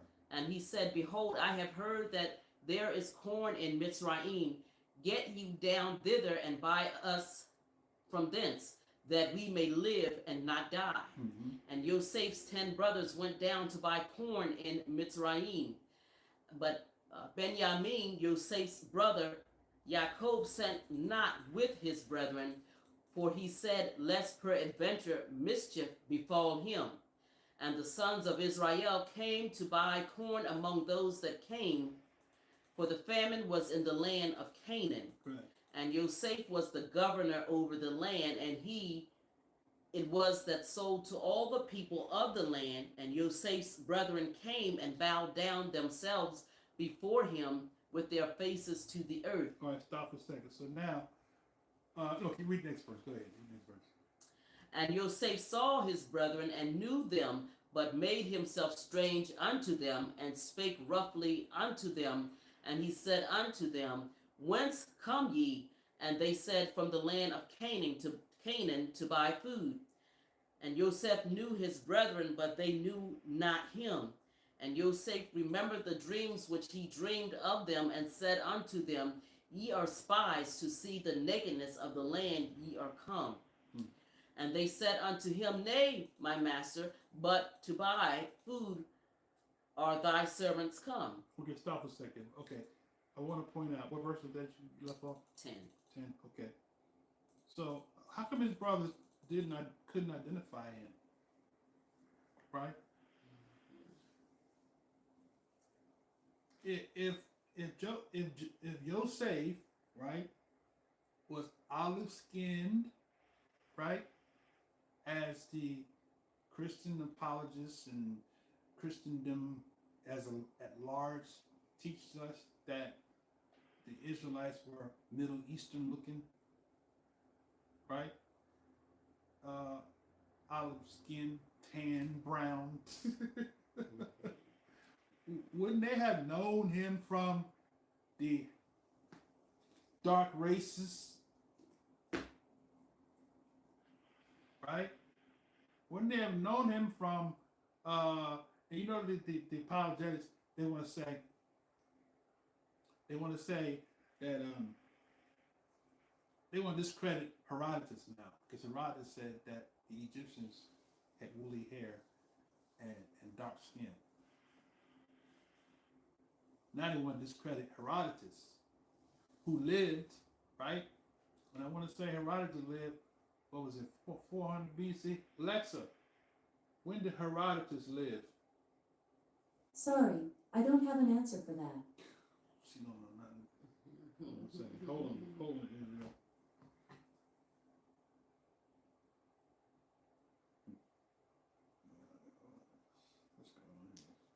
Google. Yeah, Google it. Oh, you got Google. Let's see.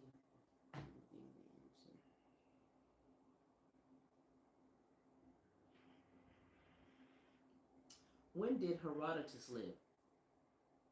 According to Encyclopedia Britannica, 430 to 420, Greek author of the first great narrative history produced in the ancient world, the history of the Greco-Persian Wars. Right. So Herodotus lived 430 to 4. He died. Oh, he died. So he lived 484 BC, and he died between 430 and 420 BC. So Herodotus, in his book Histories of Herodotus, and we'll leave the link, he says that the Egyptians were woolly haired, right, and black skin, right? Now, the 20th century and 21st century want to say Herodotus was a liar. When the cranial and archaeologists have found the bones and skeleton, I'll leave a link to that too, where they said that the bones were dolichocephalic, right? Which is the same skulls that the Negroes had, right? He said, didn't recognize him, he was dressed in Egyptian apparel. Wait. His brother didn't recognize him because he was dressed in Egyptian apparel and was much older and was no longer a young lad. Right. That's correct. Bison. That's correct. So he looked like the Egyptians who had woolly hair according to Herodotus. Right? He looked like them. So if you change the clothes, right? I can put on the dark Arabs or the fair complected Arabs that live in Israel today. When I went to Israel, I bought a what they call the turbans with the little round thing go around. I put it on, and the guy told me, he said, "You walk around like that, nobody fools you because you look like an Arab."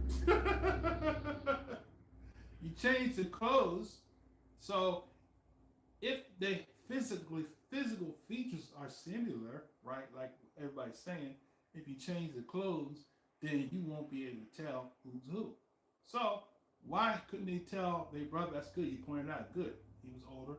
Okay. Number two, he looked like the people. We look like the people in Egypt. Right? The follow man, fast.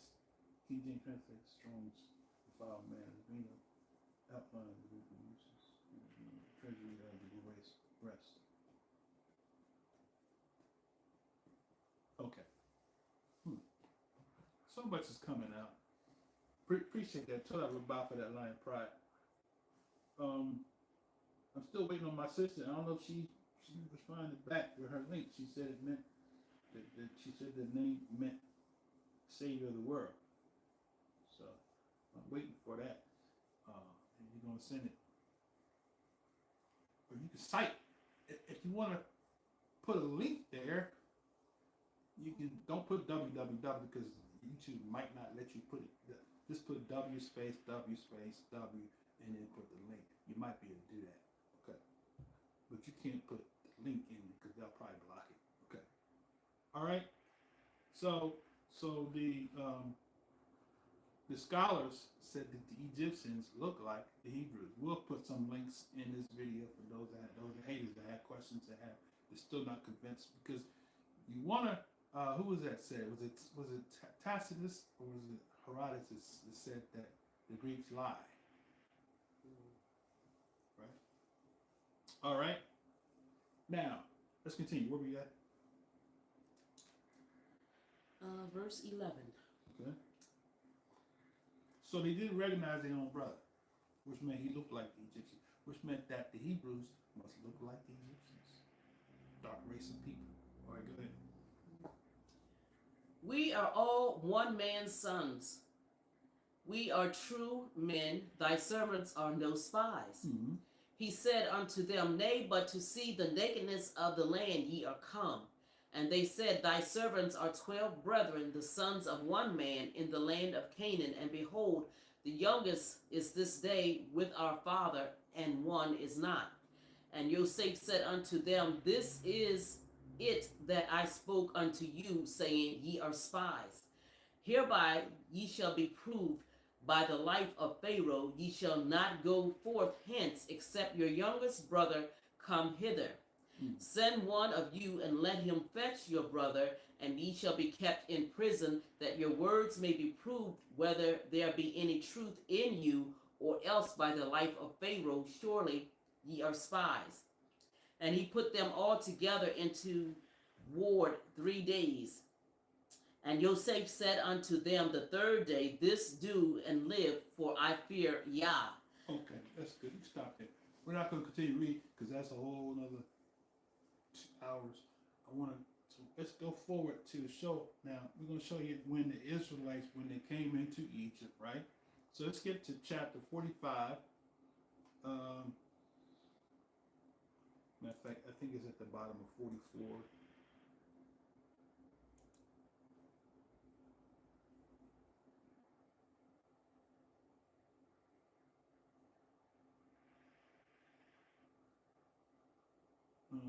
Is it? I want the part where we get the part where his brothers came and his father. Let's see, Jacob. Verse 44:20, and we said unto where they brought their father. Okay, yeah, that's it, right. Okay, was it 44 and what? 20. Okay, 44 and 20. All right. When we started at 19. Let me see. Hold on a second. Let me see. Wait, it talks about the father and the brother that they brought.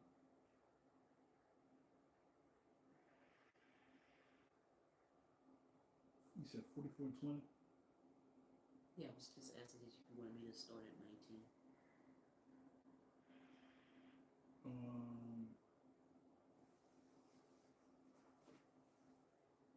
Because he had told them to bring the brother. Okay, yeah, you can start there. That's kind of in the middle, but you can start there. Go ahead. Verse 19. Mm-hmm. My master asked his servants, saying, Have ye a father or a brother? And we said unto my master, We have a father, an old man, and a child of his old age, a little one, and his brother is dead, and he alone is left of his mother, and his father loveth him. And thou saidst unto the servants, Bring him down unto me, that I may set my eyes upon him. And we said unto my master, The lad cannot leave his father, for if he should leave his father would die. Right. And thou saidst unto thy servants, Except your youngest brother come down with you, ye shall see my face no more. Is this where we want to start? And it came to pass, when he came up unto thy servant, my father, we told him the words of my master. And our father said, Go again and buy us a little food. And we said, We cannot go down if our youngest brother be with us. Then shall we go down, for we may not see the man's face, except our youngest brother be with us. Is this where you wanted to start, bro? Because it looks like they still haven't come there yet. Okay, let me see. It probably is 45, like you said.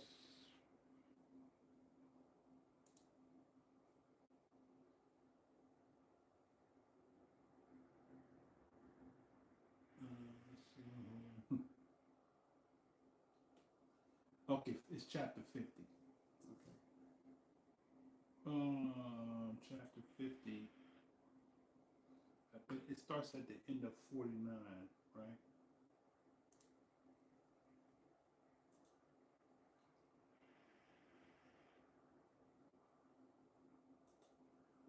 Talk about Jacob's death and burial, the lower part. Okay. Start at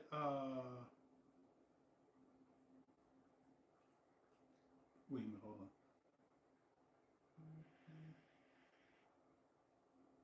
It's not 49. Yeah, but he's on his deathbed there. 48, maybe. 48, yeah, I think 48. Okay, yeah.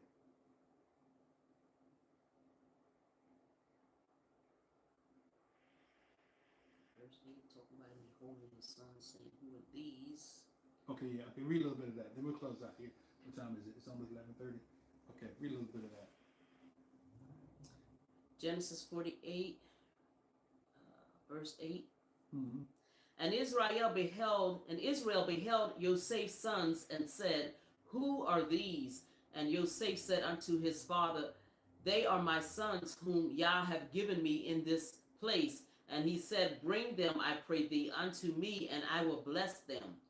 Now the eyes of Israel were dim for age, so that he could not see. And he brought them near unto him, and he kissed them and embraced them. Mm-hmm. And Israel said unto Joseph, I had not thought to see thy face, and lo, Yah hath showed me also thy seed. Mm-hmm. And Joseph brought them out from between his knees and bowed himself with his face to the earth. And Joseph took them both, Ephraim in his right hand towards Israel's left hand, and Manasseh in his left hand toward Israel's right hand, and brought them near unto him. Mm. And Israel stretched out his right hand and laid it upon Ephraim's head, who was the younger, and his left hand upon Manasseh's head, guiding his hands wittingly, for Manasseh was the firstborn. Verse 15. Mm-hmm.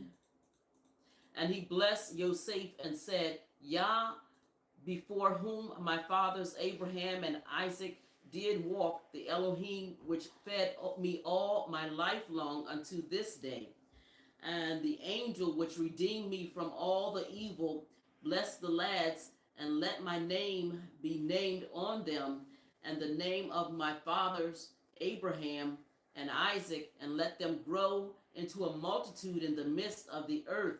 And when Joseph saw that his father laid his right hand upon the head of Ephraim, Mm-hmm. it displeased him, and he held up his father's hand Mm. to remove it from Ephraim's head unto Manasseh's head. And Joseph said unto his father, not so, my father, for this is the firstborn. Right. Put thy right hand upon his head. Mm-hmm. And his father refused and said, I know it, my son, I know it. He also shall become a people, and he also shall be great. But truly his younger brother shall be greater than he, and his seed shall become a multitude of nations.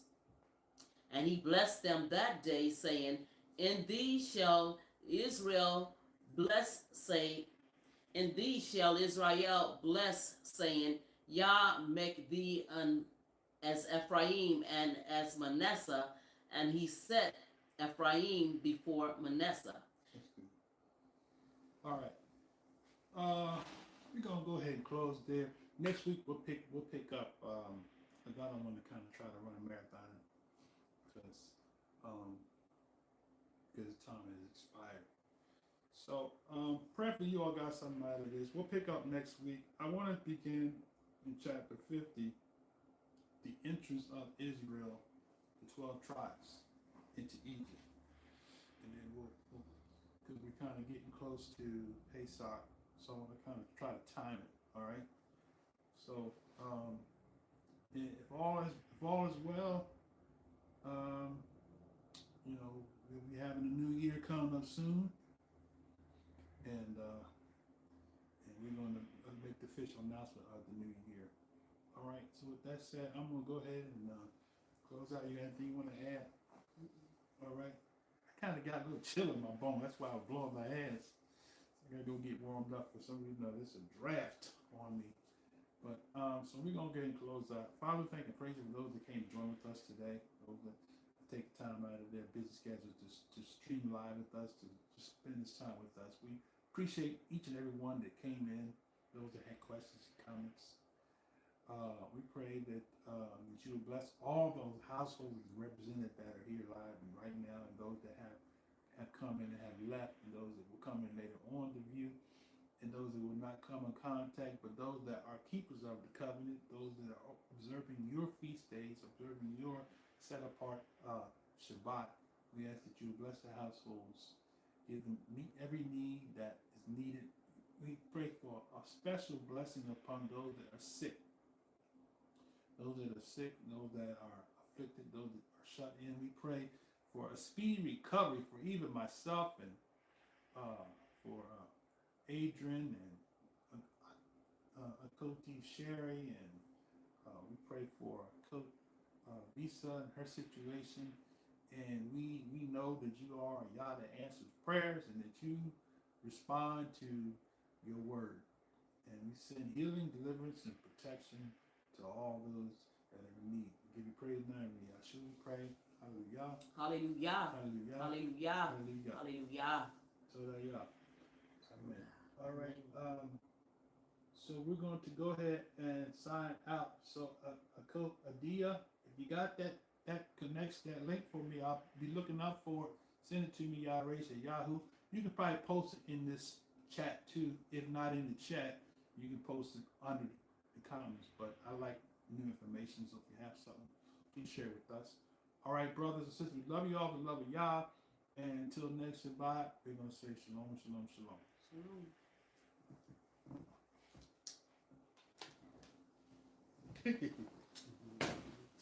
Too far away.